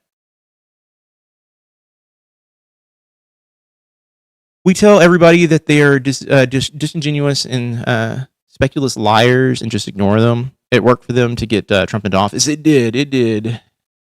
They did. What do you believe? Why do you believe that? Where did you hear that about that? These are all questions MAGA is too lazy to ask themselves or answer about anyone. Yeah. I look. I think there's a two-pronged attack when it comes to people who fall into the MAGA camp or who believe, like, who call themselves, like, you know, MAGA. And that is A, listening, asking questions, and not passing judgment. The last one is a hit or miss thing for me because I can't not watch a woman who I've been watching for over 100+ hours. It's about the same nonsense she's been been repeating for the last like 5-6 years, maybe even longer. So for me, I think it's a 3-pronged thing. And if they can't sit down and have a civil conversation, I don't know if you can really reach someone who doesn't want to listen. They smile, laugh, change the subject, call us names, obfuscate, lie, tease, yell, not fun. Yeah, I mean, no, I'm not trying to pull a Mary Lou, but I see a lot of people on the left kind of do the same thing when it comes to interacting with conservatives as well. I don't condone it. I don't think calling anyone names, especially if you're going to have like a good faith conversation, is right.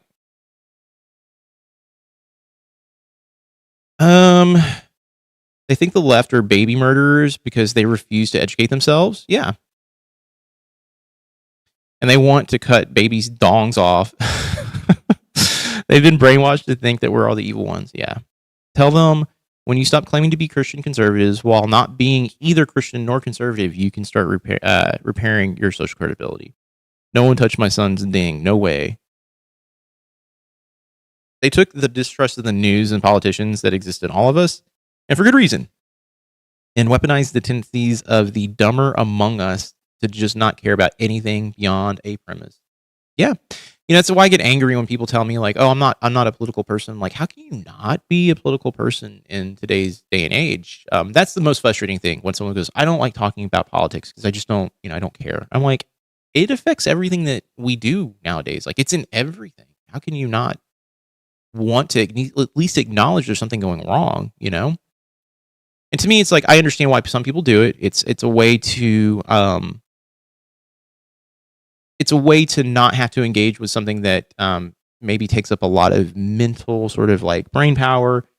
Maybe they just don't feel like they have the information to be informed or want to be informed. Maybe they're too distracted. I don't know. But to me, like I live in I'm in that point in my life where I'm like, I just can't sit around and just going like, yeah, everything's fine. I exist. It doesn't feel good. It just doesn't feel good.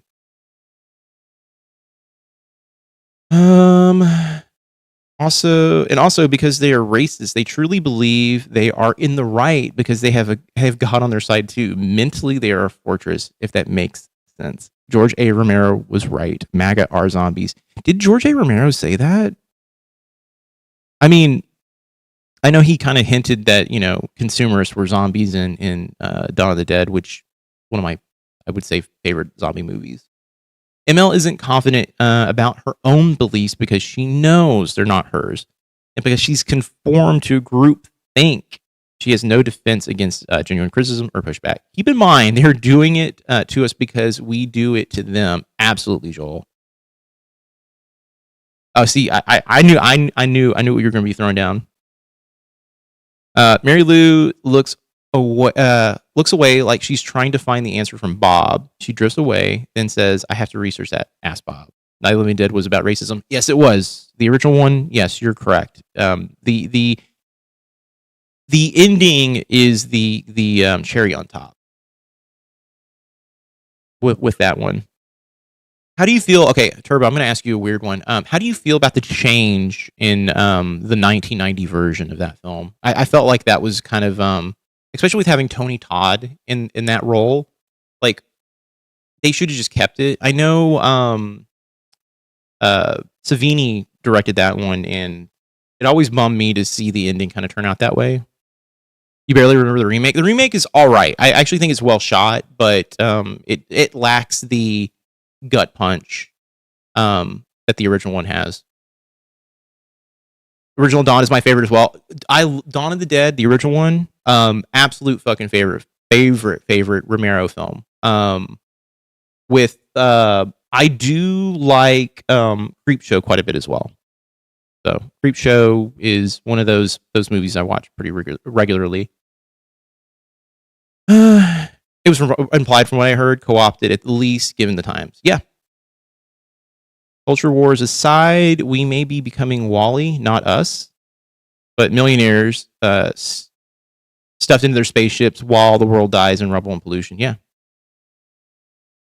I barely remember the remake, but it was the first one I saw. Actually, I saw the original one. I was shown the colorized version that Blockbuster released during Halloween of '96, I think. We picked it up and I watched it, and I was like, "Oh, this is not bad." Check out Shannon Lundberg, Abuse of Power, when you find time, Joel. I will. Let me add that. I've got a list of things to watch, by the way. I will add that to my list.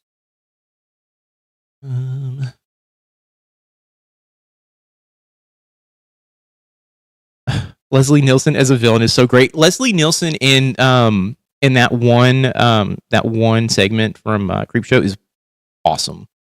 Bearing Ted Danson up to his neck in sand and waiting for the tide to come in is great. And then him at the end being like, You don't understand. I can hold my breath for a really long time. I'm really good at it. And then just as soon as the water hits him at the end, yeah, it's good. I love that one. Lundgren needs national attention, please. Okay, yeah, I will if it's something that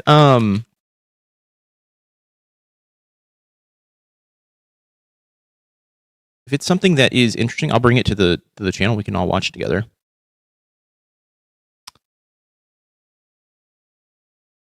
Okay.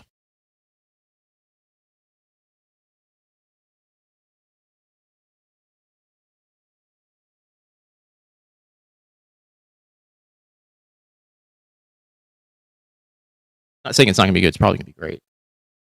Okay. MAGA spent generations paying for post-apocalyptic bunkers and military rations and gold, so they are literally invested in making those worth buying. If you treat people in an uncivilized manner, you should not be surprised when they become uncivilized. Preppers not only want prepper gear, they want a world that validates their predictions. Yeah, I agree with you, Crivens. I think there's actually there's a wish fulfillment fantasy with those guys when it comes to the world ending. And I had a relative say something along the lines of like they thought that Trump was is a great candidate because he's going to be a disruptor and he's going to push the country into a extreme change. And I was like, I don't agree with that, first of all, and second of all, I don't think stripping people's rights and just being an absolute menace is a good thing. That's the term I was looking for. Yeah, accelerationism. Yep. If you create conditions in which people are having to live like animals, then that is what they will do. Accelerationism is the exact polar opposite of conservatism. There is an aspect of some of the people who voted for Trump who believe that this is voting for him was an anarchist-like sort of vote where he was going to bring on true anarchy in the United States. I didn't believe that. I actually personally think he was going to bring about more of a fascist sort of authoritarian sort of regime, in which he has. I mean, you can see what's happened in the last 2 years, literally almost 2 years now. No, it's not a conservative movement at all. And they hide behind that, like, oh, you just don't understand. We're here for old school American values. And I'm like, no, you're here to fucking bring back Jim Crow. Is what you're here to do. You're here to make everyone's life difficult outside of your own. You want that slave labor. You want that plantation is what you want, essentially. Do you remember what looked like one prepper who showed up to the Minnesota protest after Preddy was murdered, handed something out? Wait, what did they hand out? Are they the ones who also cry that people want to change the country and they won't let them? Zoran AOC. Yeah, they are. But the thing is, they're scared. The reality is they're scared because those people are not white. Okay, they're not white. MAGA is authoritarian fascist oligarchy. How is having a malignant narcissist in the most powerful government position ever a good idea? Bingo. I remember I had a parent tell me, I think it's going to be great. This is during his Trump's first term. I think it's going to be great that Trump is coming into office. And I was like, why? Well, he's a businessman. He knows how to run businesses. I'm like, and I looked him straight in the face. I'm like, he's never run a successful business, so I don't know what you're getting at, but that's not true. And of course, it was dropped. It was like you don't understand. And I'm like, yeah, I do understand. You voted for a guy, right? You voted for the candidate that was your quarterback, your head coach. You voted for Trump, right? Because he was a conservative vote. That's all you did. You voted for someone and you're justifying it now. And the problem is that a lot of those people who voted for him, just because he was the Republican candidate, drank the Kool-Aid and then continued to feed into the "I'm not wrong, you're wrong" mentality. I mean, I still kind of think MAGA is a result of conservatism. I think MAGA is the result of late stage capitalism. I think that is what it is. A group of businessmen saw that, hey, with the freedom that I have to just rob everyone blind, why can't we just do that on a national scale? Why can't we do that to everyone? Why don't we steal from everyone? That is what I think MAGA came from. I think MAGA came from literally late stage capitalism. They don't like democracy. They don't. They just showed up in his truck and said some things and made it seem like he was like, fuck it. I was on your side before, but here's some water and whatnot. Jesus. Malignant narcissism is severe, dangerous form of narcissistic personality disorder, NPD, that combines extreme grandiosity with cruelty, paranoia, and antisocial behavior. That is Trump 100%. Yeah. I bet they're really scared now that Abdul El Sayed is popular and can someday be president. They thought he wasn't born here. I know.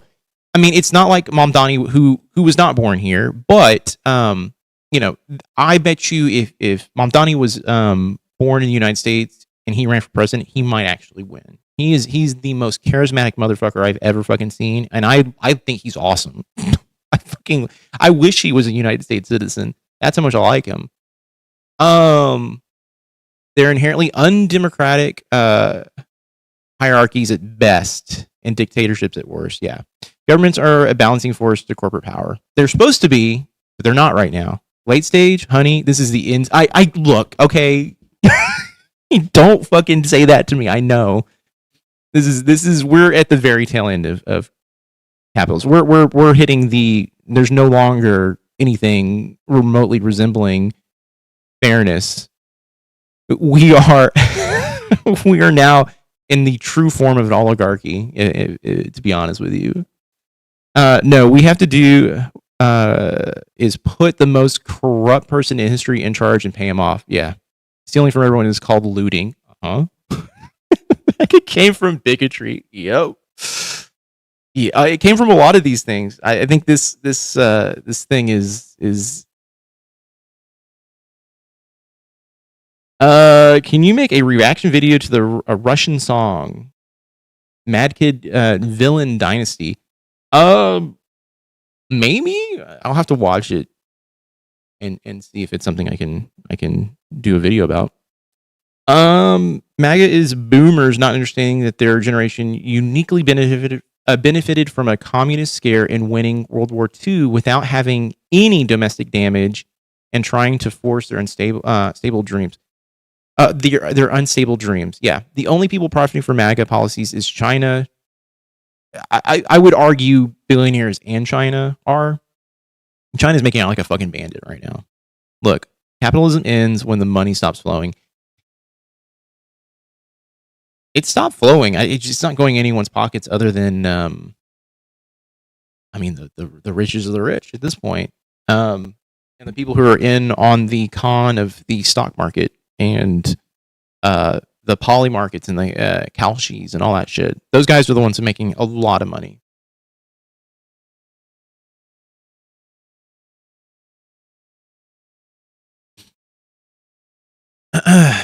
keep in mind those boomers managed to get a ton of millennials on board. The reason they got a ton of millennials on board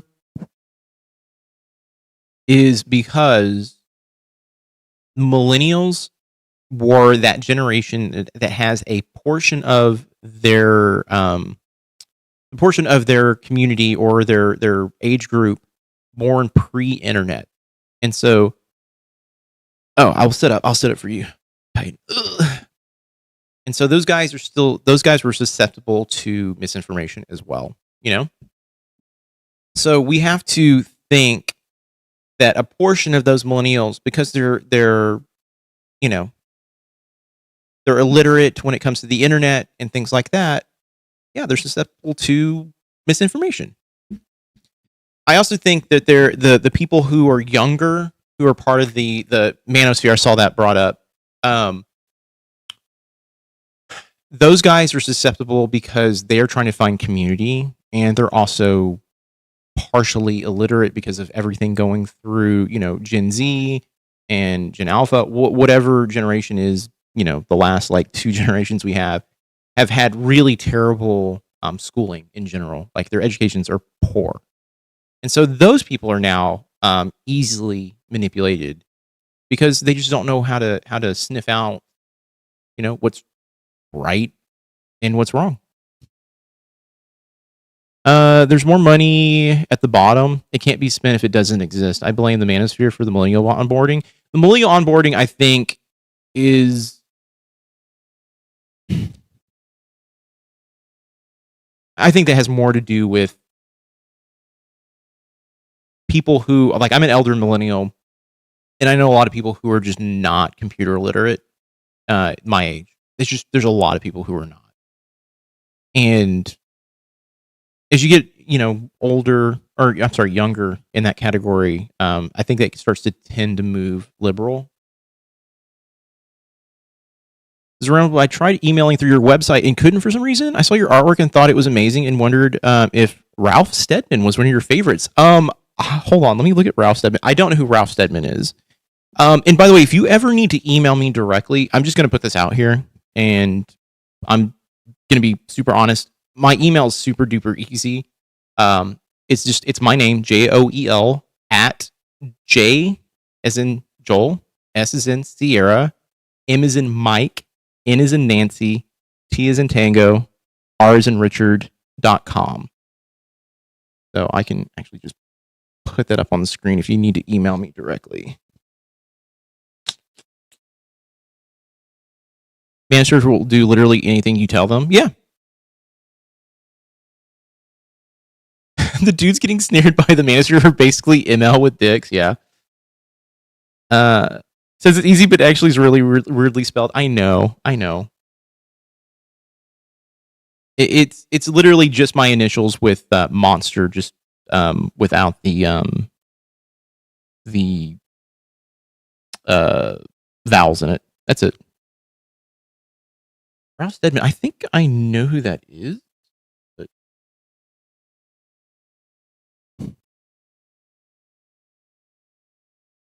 Suzanne's like giving me grief over there. All right. And I feel like I have. Oh, I know who this is. Yeah. I will be very honest with you, April.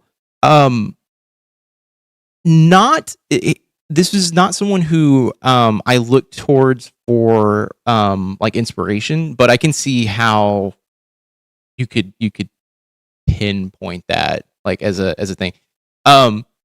Yeah, so he's the guy who basically did Fear and Loathing in Las Vegas, the artwork for that. I literally, the moment I pulled it up, I was like, oh yeah, I know who this is. Yeah, no, I can totally see it, but yeah, no, I am going to admit that my inspiration for art is, oh my god, do I have one of his books around here? There's a few people, and I'm gonna butcher their names because I can't remember off the top of my head.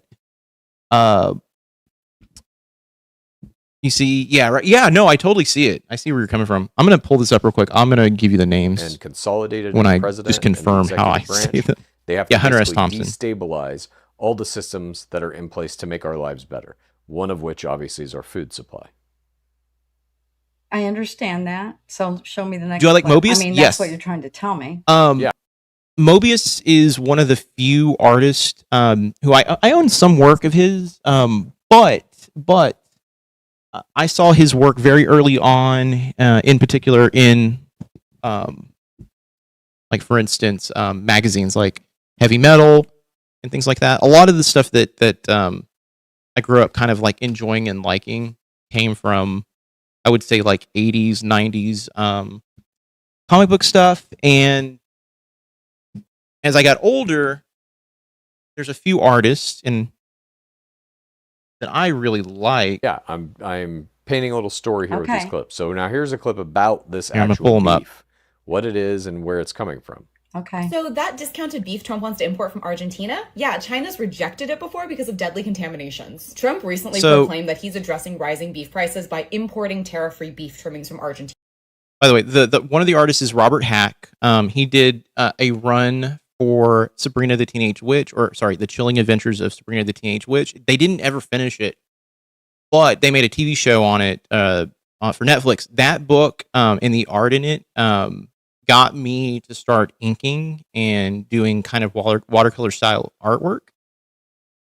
It's crazy with cool references. Mobius is awesome. I actually have a Mobius book that I got for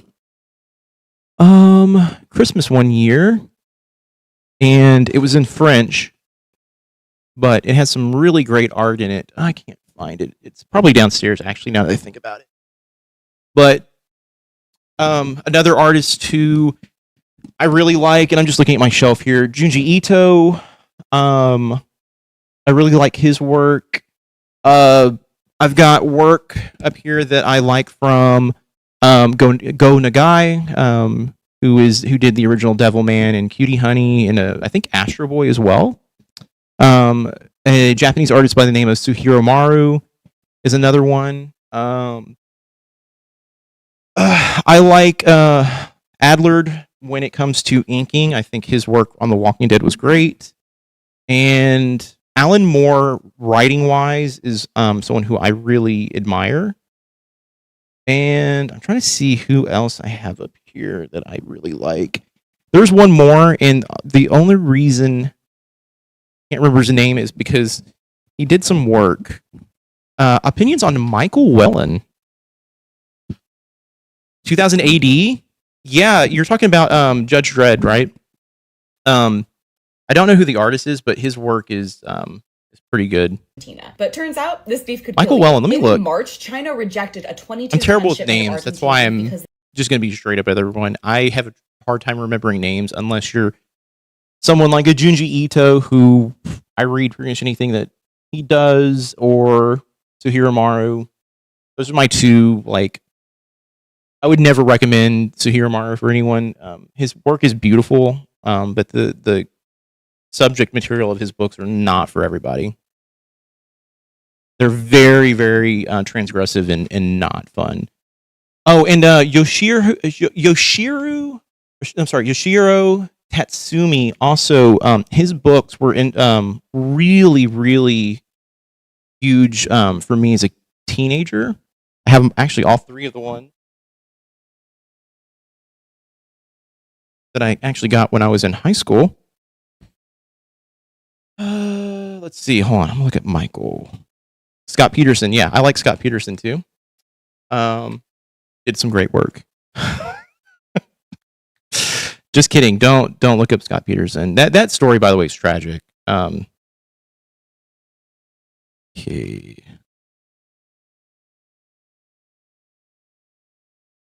Michael Whelan. Fantasy art. I'm gonna be straight up honest with you. This feels like something. Is this? Wait, hold on. Is this Bat Out of Hell? Meatloaf? It is the Meatloaf. Oh, what the fuck? Okay, I'm familiar with this cover because this is Bat Out of Hell.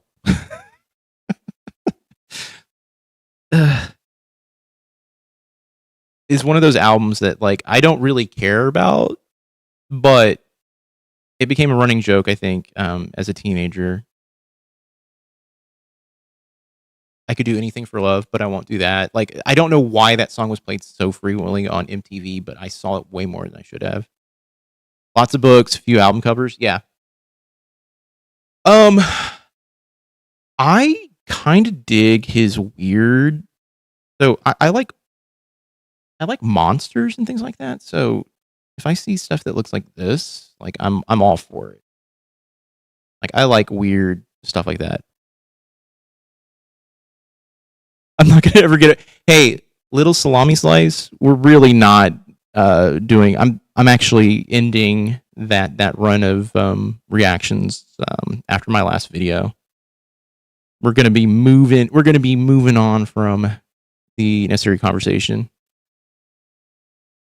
That was an album cover too. That's awesome.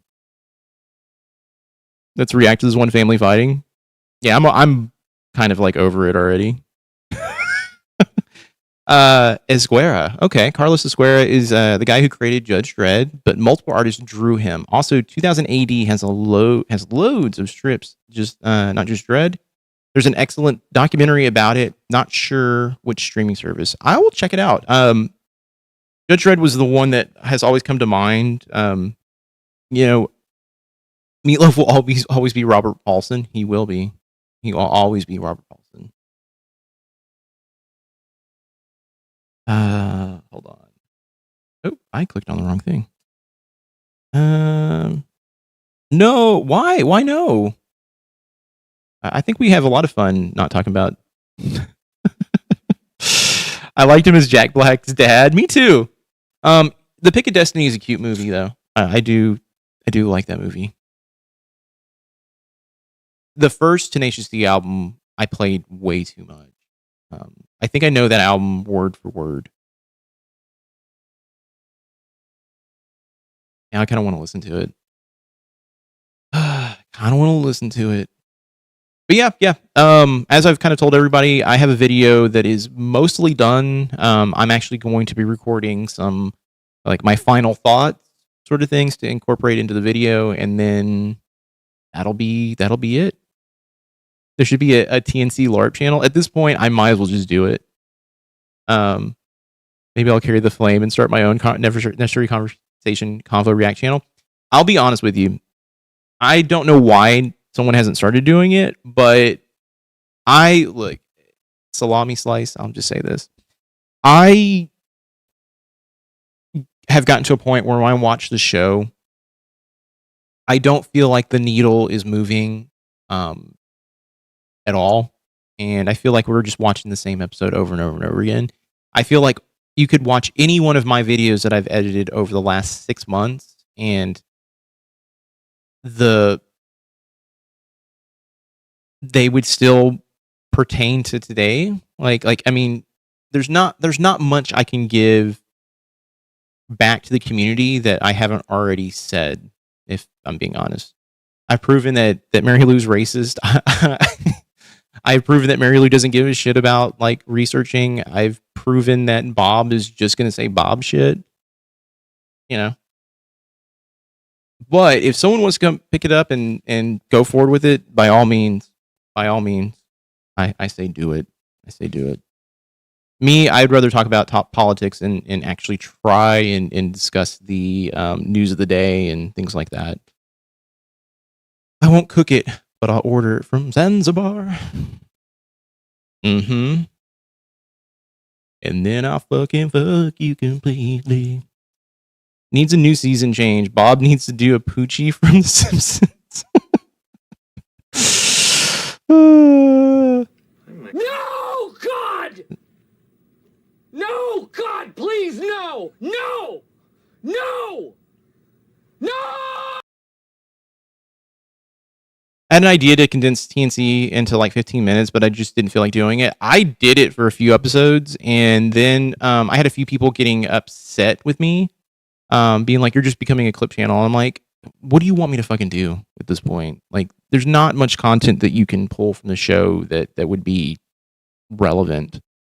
So then I just kind of was like, fuck it, I'll just start live streaming. We can kind of cover it. But there's also Rogue Trooper, Halo Jones, ABC Warriors, Nemesis the Warlock, and Slain. I gotta check that out. 2000 AD. Michael Bolton disgust face. And like I said, I will cover like clips and things like that of the show if something interesting happens or something wild happens, but I will not make it my mission to cut together like edits anymore. I also feel like I did kind of like I think I did like a service for the show as well, and there's a few things that could have been shown to Mary Lou that I think were kind of like missed opportunities. Like people have been asking me for a while, like a long while, to make a thing of like her exes, and I made it, and it never, I sent it to Chad too, and it just never got shown to him. And I was just like, I'm just doing this for myself at this point, so I think I'm good. Oh yeah, but I was saying Yoshiro Tatsumi. These books were like books that I read a lot. The one that was the best though was The Pushman. This one's great. Basically, little. It's like an anthology book, slice of life stuff. It's like post World War II Japan and like the weird shit that was going on during that period of time. And then there is one other artist I would bring up, but I can't remember. All right, what else do we got going on here? President Trump came into Washington. Yeah. Oh, what the fuck? I thought it was genuine. I am working with my attorneys now to drop the lawsuit. Okay, all I know is that fucking thumbnail was like a cryptid. I'm reading In the Shadows of the Altars right now. What's it about? Klein did not drop the lawsuit against me, which might surprise you, given that he looked like a cryptid posted in that this publicly thumbnail. on my apology video. Note the word entirely. Well, that didn't happen. I'm not going to waste your time. I'm going to break down what is currently happening, why the lawsuit was never dropped, and what I'm going to be doing going forward. Why am I getting sued? As a quick recap, on my VTuber stream to about 500 people, I posted a screenshot of a statement made by Destiny, a prolific streamer in the space who has said some very wild things about Ethan and his family. The point I was making in my stream is that Ethan has all of this legal. Oh, this came out in 1933. All these people who've said much less. Here it is. I'm suing these 3 content creators. Okay, so a famous 3-part psychological novel by Lithuanian writer and priest Vinkus Mykolatis Putinas. Basically a psychological novel about a priest caught in between his role and desire for the arts. That's kind of awesome. It's 1,000 pages. Have fun. I think the book that like broke me when it came to like a long, like I read the whole thing and I got to the end of it and I was like, I can never do this again, was The Shining. I read the entirety of The Shining and I was like, I don't like this. I got to the end of The Shining. I was like, I actually think Kubrick did the right thing. He did the right thing. I'm suing, and I cannot wait for you guys to read it. I said I'm suing Noah Samson. And I'm suing this fucking piece of shit. This little scumbag. I'm suing all of them. I didn't have to be suing any of you guys. All 3 of the people I'm suing, lying and defaming the dude who's like suing everybody talking shit right now. People are not learning. They will not learn. They don't believe me still or something. I'm suing 3 people. This is not the end of it. But he will not pursue someone like Destiny who's accusing him of something so horrible. Well, I guess I had no clue how far he would go to prove me right. He ended up suing me in the Canadian courts for defamation, but not Destiny. Why is he not suing Destiny, you might ask? Don't worry, he'll give you the breakdown. I've explained like the technical aspect of it. That Port of Monte Cristo, Unabridged, Don Quixote. How isn't that like over 1,000 pages too, right?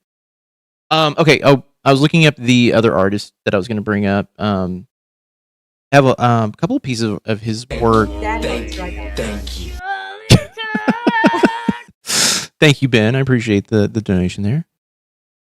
Speaking of Stephen King, I can't wait for season 2 of It. Welcome to Derry. I need to finish watching the first season. I actually kind of dug that they had Halloran in the show. I thought that was a really cool bridge to The Shining. Scatman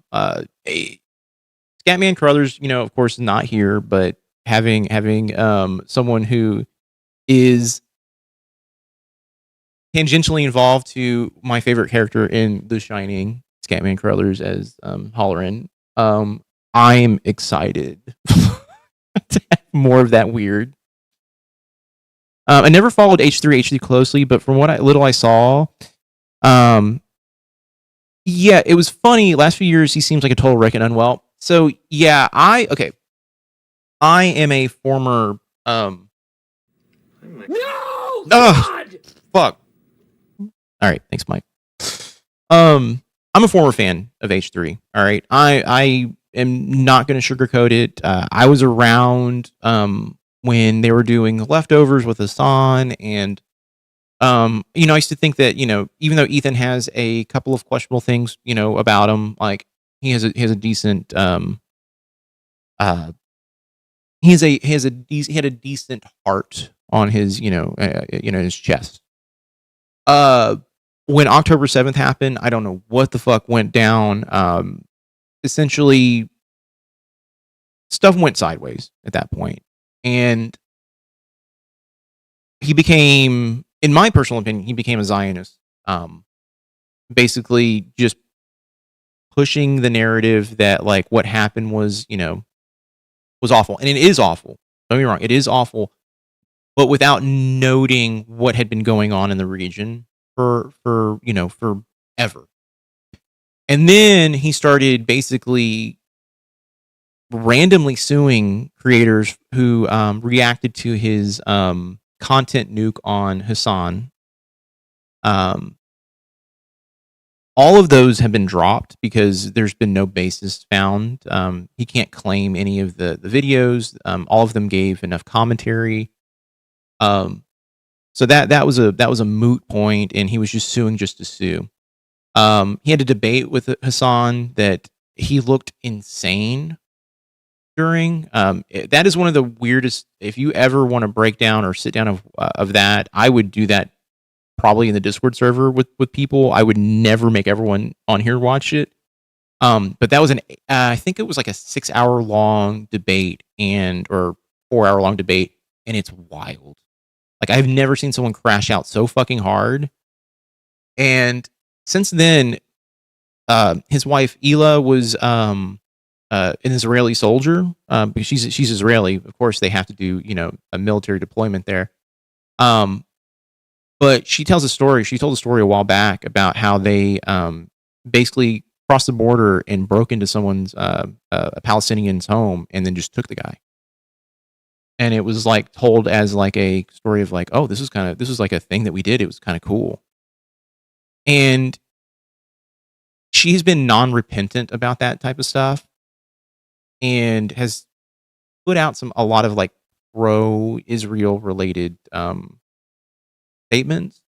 I don't know. But he's been on a suing streak lately, and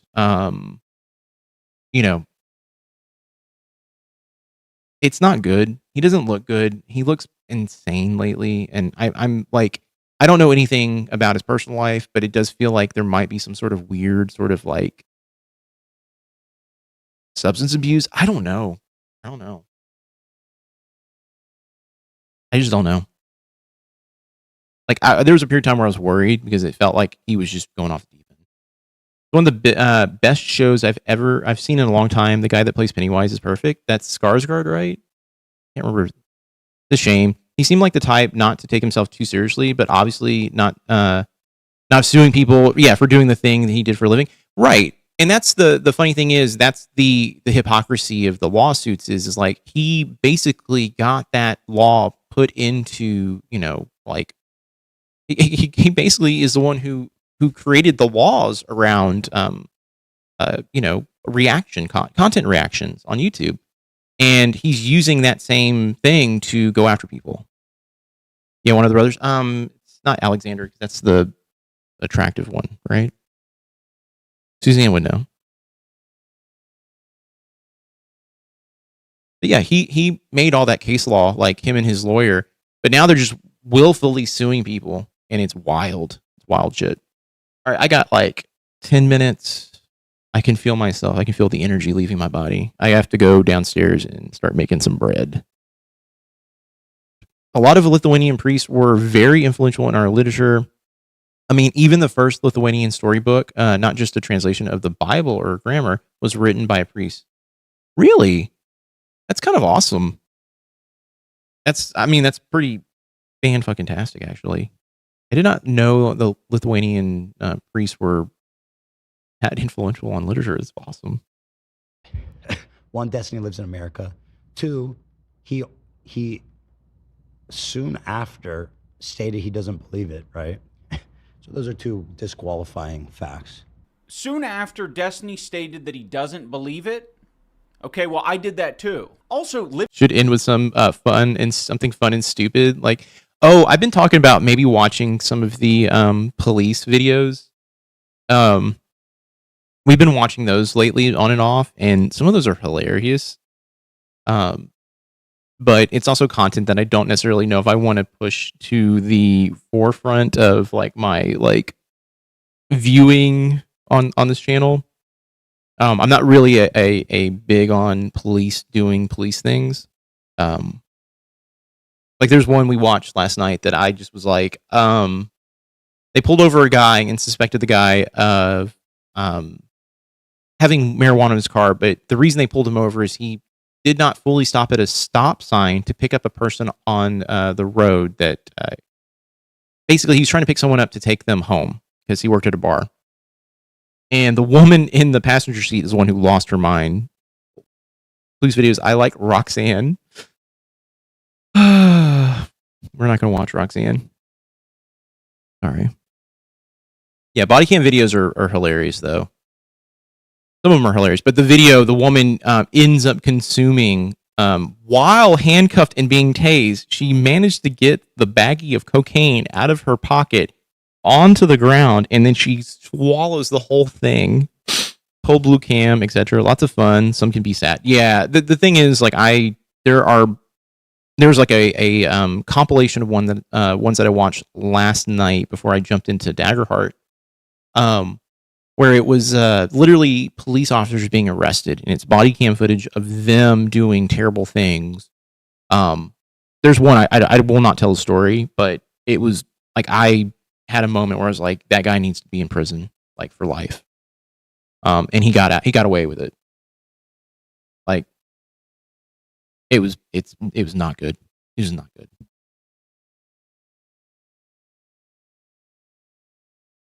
He lost his job, I guess is the positive, but he killed a defenseless animal. Like it was not good.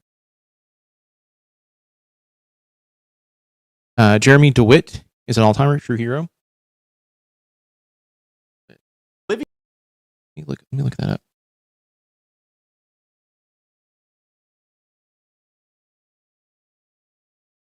Oh, I'm also going to be setting up, if you're in the Discord, I'm going to set up a link.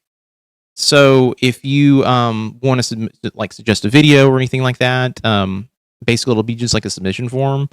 And I'll probably release that on Monday, but I'll put it in the Discord as well.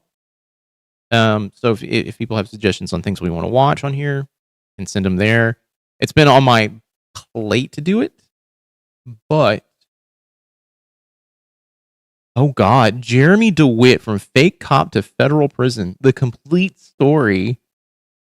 Okay, this is actually not even that bad. The world's most famous fake cop just got sentenced to prison for the third time in 1 year. And okay, that voice is terrifying though. What he did to end up there will blow your mind. If you thought Jeremy DeWitt's story ended with his impersonation arrests and that you can talk shit about cops now, but just wait until a guy breaks into your house and you need to call someone who will show up an hour late and shoot your he was coming right for us. 18-month stint back in 2021. Think again. Since our last video, this guy's life has spiraled into a whirlwind of fraud, lies, and courtroom drama that rivals any Hollywood thriller. We're diving deep into the 2025 updates, the new convictions, the scams that brought down his empire, and why officials are calling him a habitual offender who just can't stick around, because this is the final downfall of the man who played cop. Why does he look like Lieutenant Dan? But Lieutenant Dan, you don't have any legs. For over 20 years. If you haven't seen part 1, hit pause and check it out now. But if you're I haven't watched Forrest Gump, by the way, and God, I think I said this in the last stream. I don't think I've seen Forrest Gump in like 20 years. Ready, let's roll. This is Code Red Investigations. This is Code Red Investigation. Dumb in a blue car. Are you a cop? Don't worry about what I am, because I'm a state agent. So what you need to do is make sure you're doing the right thing, boy. Sit tight, sir. What the fuck? Forrest Gump still holds up. Does it really? I feel like there's a couple things in that movie that I can just think off the top of my head that would be like, please don't continue. Hey, boy. Hey, piece of boy. Boy. Picking up where we left off in part 1, Jeremy DeWitt was fresh out of his 18-month sentence for those viral impersonation charges, but freedom didn't last long. In 2022, he violated probation in a big way. Remember? Okay, I'm going to throw this out here. This seems like this person needs some help. And I'm talking like, hey,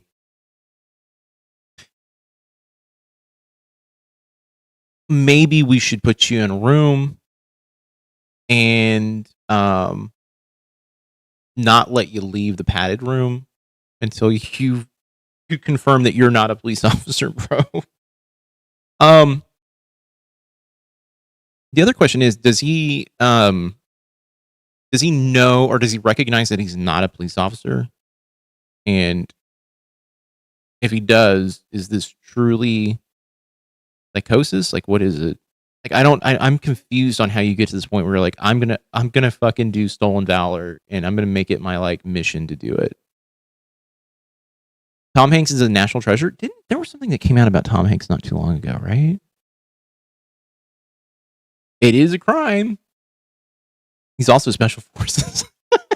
Remember that barricade incident where he holed up after cops showed up for a welfare check? That stemmed from failing to delete his YouTube channel, which was still monetizing those old videos of him playing cop. What if I told you that was just the tip of the iceberg? Investigators started peeling back the layers on Metro State, his so-called vehicle protection business, and what they found wasn't just bad driving. It was a web of financial deceit that had been brewing for years. We see how DeWitt's obsession with authority didn't fade. It evolved. He kept tweaking vehicles, adding lights and sirens, but now the spotlight was on his books. This fucking AI voice thing is just terrible. Sovereign citizen jumped the shark now. He is the law. Whispers of insurance scams and tax dodges began surfacing in late 2022, leading to raids and subpoenas. By 2024, Metro State was crumbling. No. I think the only issue that people have with Tom Hanks is that he had Chet Hanks. Chet Hanks is a problem, though. Employees jumping ship, assets seized, and DeWitt facing a barrage of new charges. This wasn't just about looking like a cop anymore. It was about funding the fantasy through fraud. A bunch of stuff. Central Florida's so-called fake cop is in trouble again. The new charges he's facing that may keep him behind bars for some time. See human being? Prosecutors are... Yeah, I'd like to see human being. But if you did you throw it in the Discord server? I'll go and take a look.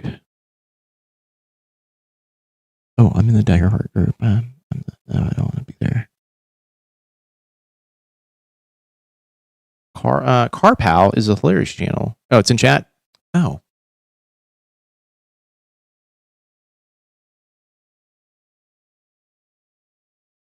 Didn't see it.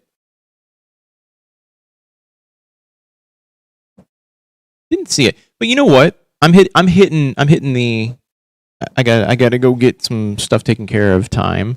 What we can do is Monday we're gonna do Ren. We're gonna watch Ren. And we'll be recording that. So what kind of bread am I making? So I haven't talked about this. I might do this on stream at some point in the near future. I got the equipment to, shoot downstairs in our kitchen. It's probably filtered. Yeah, I think links get filtered out. But I am making just so I've got enough to make 3 loaves of bread right now. I'm probably going to be making 2 regular just loaves of sourdough. I've been doing those. Those come out pretty successful. And then I made my first milk bread sourdough loaf the other night, and that one actually came out way better than it should have come out. It is probably the best piece of bread I have ever made, and I'm probably gonna make another one of those. So yeah, I think I'm gonna be doing that. But yeah, I kind of feel at this point like we're gonna be watching Ren the same day Mary Lou votes for AOC. No, we're watching Ren on Monday. I told Antifa today. I was like, yeah, we're doing Ren on Monday. I was going to do it today, but I was like, I'm only going to be here for 2.5 hours, and I'm going to be recording it. So, yeah. Yeah, we're doing it Monday for sure. Uh-oh, the dogs are barking.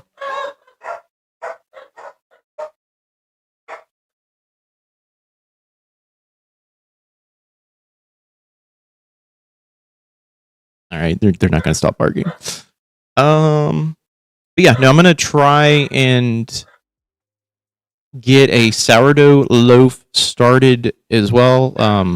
Basically, it's like a white bread loaf. Using milk as like the base. I'll probably start that one too. So I'm gonna have 3 loaves going, I think. But yeah, I really don't. Maybe I don't do that many because I just did the loaf the other day. I don't know. I have a lot of sourdough, like a lot of sourdough starter left over from refeeding it. So I'm like, I just got to do something with it. Cook a BLTAE. What's the A on the end of the BLT?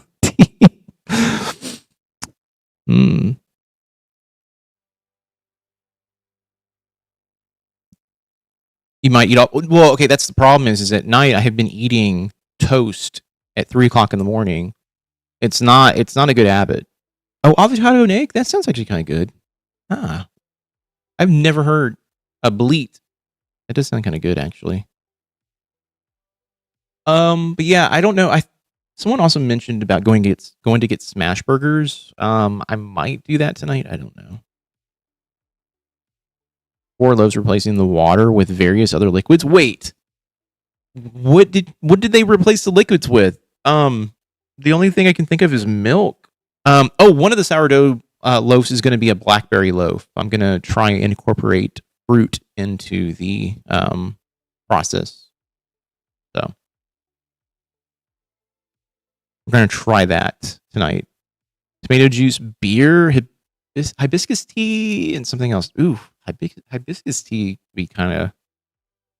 I'm not the biggest fan of hibiscus in general, so I can't imagine that would taste good. Tea would be good though. I think tea would be pretty nice, actually. Do like a black tea. That'd be kind of good. Mostly lint color. Oh, okay. Yeah, I don't. Yeah. I don't know. I think tea would be good though. Probably do that one. Yeah. I think I'm gonna do a white bread loaf and then 2 just regular sourdough loaves. Even though the white bread loaf that I made the other day has probably been my favorite bread I've made. So I do a green or a white tea. Oh, that might be good. Could probably look at that up on YouTube. I could. Okay, let's see.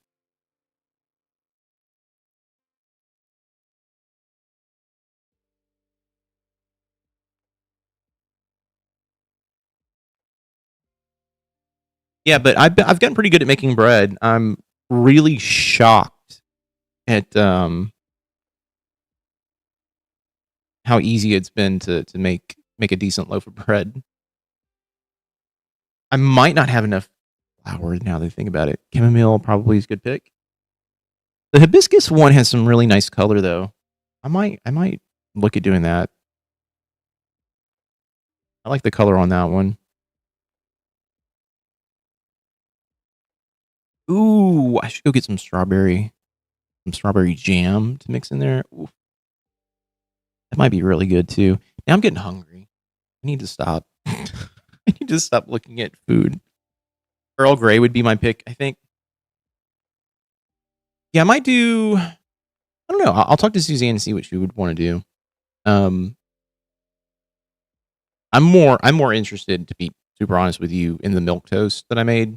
I have a whole loaf. I have a whole loaf that I just unfroze half of it earlier today, and I'm looking forward to tearing into that one. Bergamot. All right. I'm just getting notifications from YouTube. What's going on? All right, I am just going to go ahead and just make a quick. Also, just a heads up. We will be next week will be kind of a weird week. I am going to be here Monday, normal time. We're going to try and get one done on Wednesday, but it's only going to be for a couple of hours. I've got so much stuff going on next week that I want to just make sure I just let everyone know. Be like one of the few times where I'll be kind of like MIA, but the following week, I'm going to be trying to get three streams in, one on Monday, one on Thursday, and one on Wednesday, with the Mondays being the long one, and then Thursday and Friday. Thursday and Friday will be the short ones. We'll be doing them for like a couple of hours. So Monday, Thursday, and Friday. And if there's like anything that comes up, I might pop in and do a random one here and there. But yeah, I might make them kind of like hangout work days, like whatever they are. I'm gonna be doing some design work too as well. But yeah.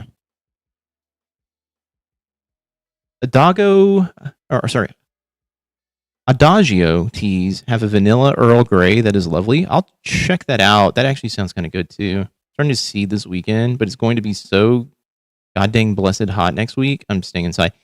Yeah. I don't look.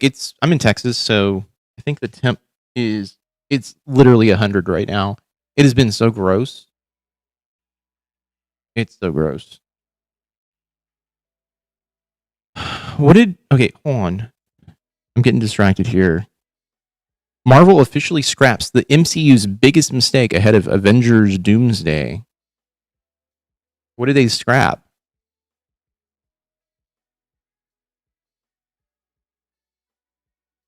Oh, they're not going to be doing the live action TV shows anymore. Ugh. Yeah, it's really bad. The weather right now has been just absolute shit. And I blame Trump. I blame MAGA. I blame the liberals. I blame the Democrats. I blame everybody. Got to be the Eternals. No, it literally is. They're not doing live action TV shows anymore. They finally realized they should bring back Terrence Howard.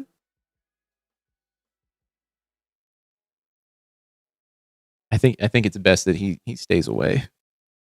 Don Cheadle was a good call. We're calling 106 in KC next week. Jesus.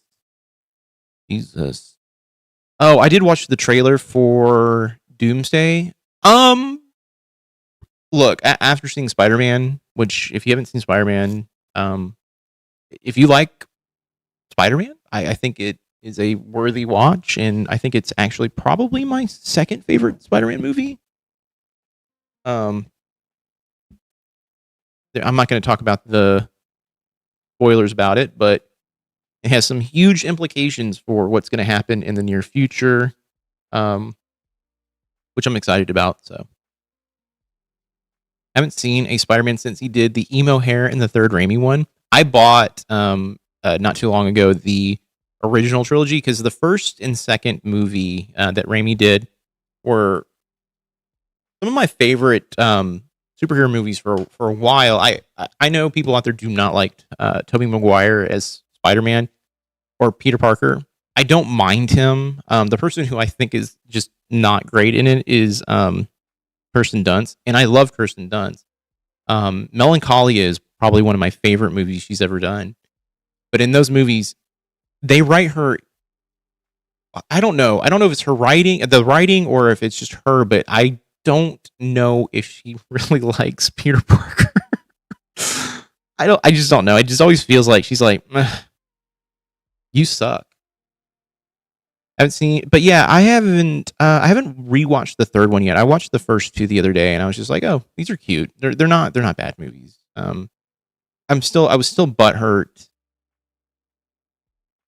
Yeah, she's just a girl with no real purpose, more of a prop. Yeah, she's a story point. I think she's done better in the second movie. The first movie, she's just the token girl in the movie, like that Peter likes. I would prefer the build up with like a Gwen Stacy or something like that. Even him dating is it Betsy? Or what's her face at the almost at the Daily Bugle. No,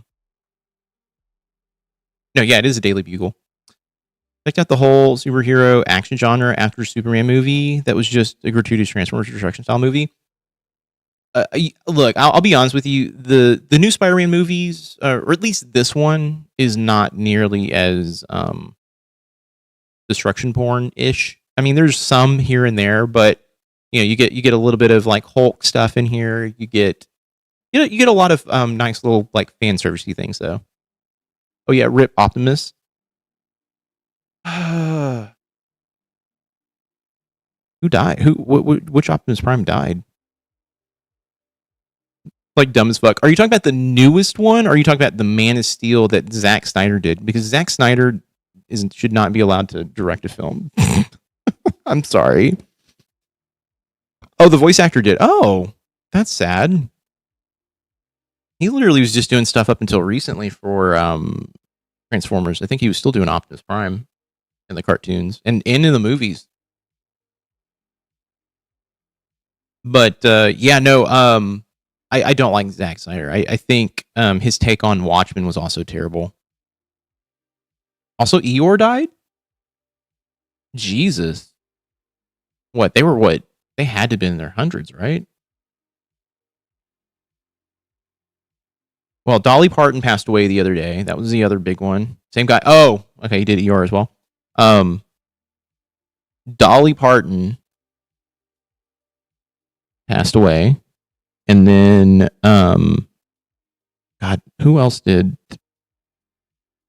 Someone else passed away that was big. Can't remember who. Can't remember which Superman it was. It was the one where they were wrecking a whole town during a tornado. I think that was Man of Steel. Oh, Tim Curry passed away. That's right. Now, and I said this to Suzanne when she told me. I was like, Tim Curry looked rough, and I understand he had a stroke. The last interview that I saw him do, he was going over his his work, and I think he was giving his collection away. And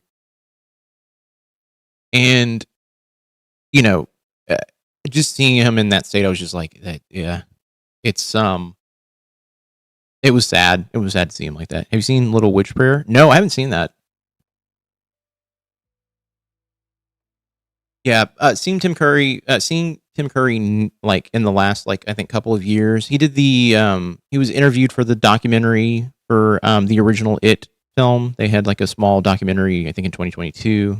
Yeah, something about 3 in their 80s, 2 good, 1 bad.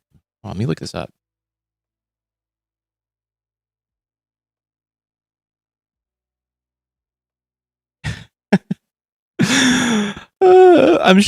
You're upset with Death because he keeps taking shots and missing the 80-year-old he should be aiming for. Mm-hmm. Yeah, it's supposed to come in threes. Deaths are supposed to come in threes. I mean, we got Dolly Parton, Tim Curry, and Optimus Prime. I think there was one other person who passed away just recently as well. Can't remember who. Look, I don't know. I don't believe any of the rumors that Trump is going to die anytime soon. And if he is, he's either A, going to go out a martyr, they're going to set it up that way, or B, he's going to have a clone replacement. That's my conspiracy theory for the day. And 5 Heartbeats passed away, and Hayden. I think that might be who I'm thinking of. Hold on.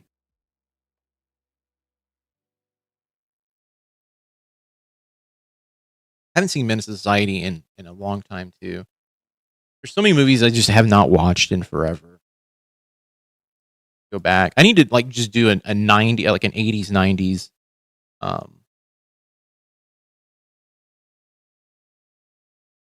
Samuel Monroe Jr. I need to do an 80s, 90s like watch through of like some movies that I just haven't watched in years. Oh man, that is crazy. Yeah, he was only 52. Been what, 6 weeks, and no one is asking about it anymore. I mean, you know, highlighting the D and Dolly, and then T and Tim Curry to make out DT. They're still hiding Mitch. It's been what, 6 weeks? Yeah, they're not going to admit that Mitch McConnell is dead until until he is not breathing anymore. Honestly, I forgot about the fucking guy. The guy who got beat up by Kane. Oh. Wait, put some marshmallow on that motherfucker. Has someone watched Always Sunny, Curb, or Arrested Development one day? I will watch them. Curb Your Enthusiasm is great. The first 3 seasons of Arrested Development are good. And Always Sunny, the first like 5 seasons are really good. I haven't watched anything past that for Always Sunny. But Curb is good, like all the way through. There's some like dead spots in there here and there, but for the most part, for a show that actually has, I think, a definitive ending, it is pretty good. I'll run for how they're going to cover a Trump death. Yeah, I could see it. Let me go ahead and look up on Mitch McConnell. What's going on with him? 4 hours ago, Trump ally gets cornered on Mitch McConnell's whereabouts. Dude. Oh, it's Scott Jennings. Oh, dude. Scott Jennings thought he was arguing about the possibility of Iran having nuclear weapons, but Caroline Sunshine had other plans during a segment on CNN's Newsnight. An argument that began as a substantive disagreement about Iran suddenly turned into a personal credibility fight over Mitch McConnell.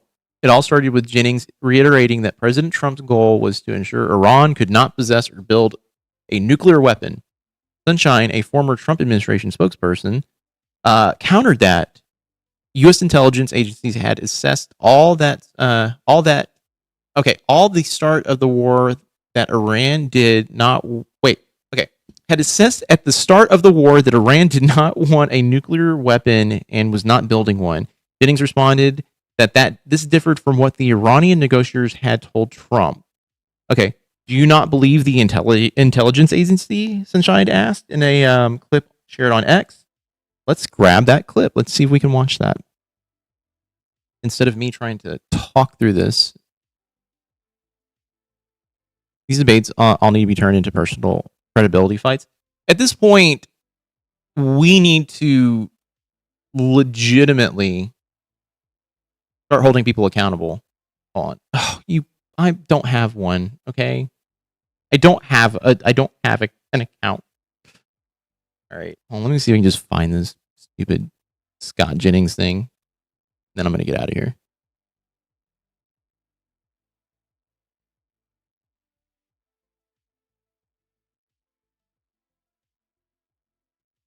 Honestly, if you miss more than 6 consecutive votes in the House or Senate, it should be trigger an automatic dismissal. Yeah.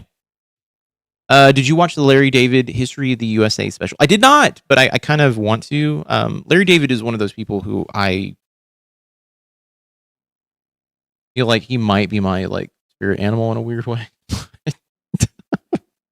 I get the Larry David sort of like humor.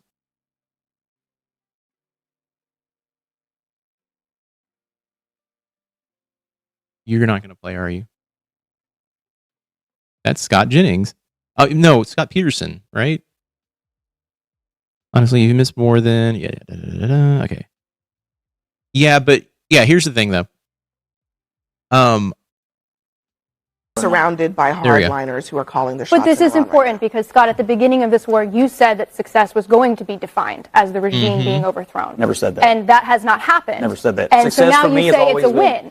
So I just want to be clear. Exactly, you don't need to have the regime fully change in Iran for this to be a win. I just want to be clear. That is what you said at the beginning of the war. You also said it would be 4 to 6 weeks. No, I never said that. Yes, you did. My definition of success. Maybe we can roll the tape later. My definition of success has always been, and I think it's a worthy goal, they can't have the ability to possess or build a nuclear weapon. Which is great because at the beginning of this war and now, the U.S. intelligence community has assessed that they did not want one, they weren't building one, they didn't have one. Well, that's not what their negotiators told Mr. Witkoff and Mr. Kushner when they were. Do you not believe the intelligence agency? All right. Do you not believe the president's son-in-law? I don't believe you had a phone call with Mitch McConnell. I'll tell you that. I don't believe you had a 20-minute phone call with Mitch McConnell. And I don't think a lot of people do either. You sound like a garden variety conspiracy theorist. We are not going to change the subject in the middle of this. How is he? Have you talked to him lately? Next for us.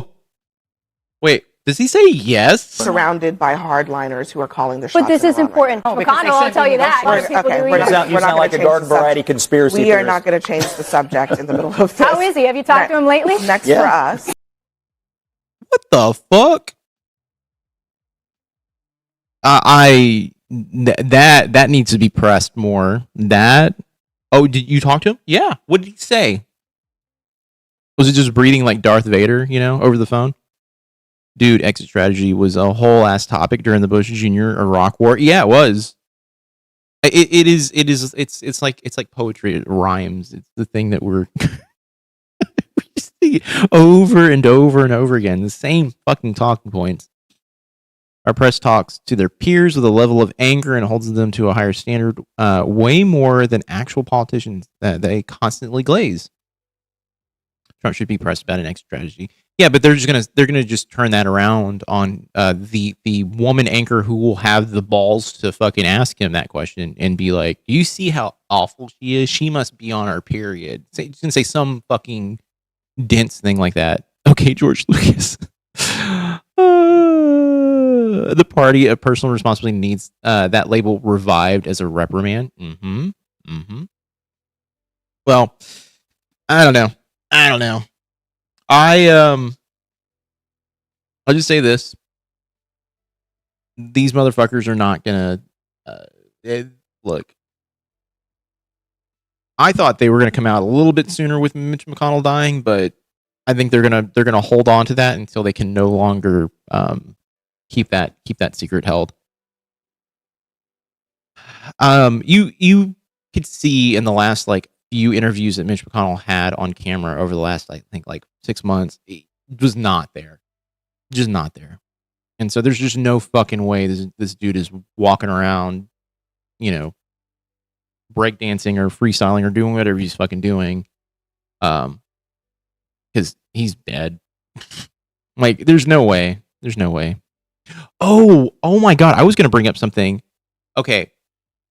Has anyone ever seen the weird conspiracy theory shit around Anne Heche? In her passing away? There's a video, and I'm not gonna show it on here, but there's a video of the car accident and the shit that happened after that is bizarro fucking shit. I have never seen something so off the wall insane. While announcing official resignation or death on, she sits up and goes, "What are you doing?" And it's wild. It is the wildest shit. There's a lot of misleading information too, saying she had cocaine in her system. They did a toxicology and there's there was nothing wrong with her. I have a theory that her car the pedal got stuck and that's why she couldn't stop. In 50 years, Mitch McConnell is going into the Guinness Book of World Records as the oldest living human that hasn't been seen in decades. I don't know. I don't know how they're getting away with this shit. They can't keep getting away with this, They can't. All right, everybody. I think I'm going to get the hell out of here. I like hanging out with everybody. I like having these goofy, fun conversations. I like waxing poetically on here. And yeah, I'll never look at breakdancing the same either. He's absconded. He has. They would have. If this happened to a Democrat, they would already had replaced them. All right, everybody. I will see you all Monday, where we will watch We'll watch Ren. He can't keep getting away with it. I think I have that on here. Do I? No, I have. You were almost a Jill sandwich. Yeah, not that one.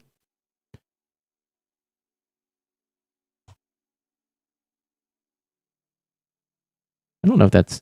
Yeah, you guys aren't hearing that. There we go. All right, everybody. Have a good night. I will see you all Monday. Bye.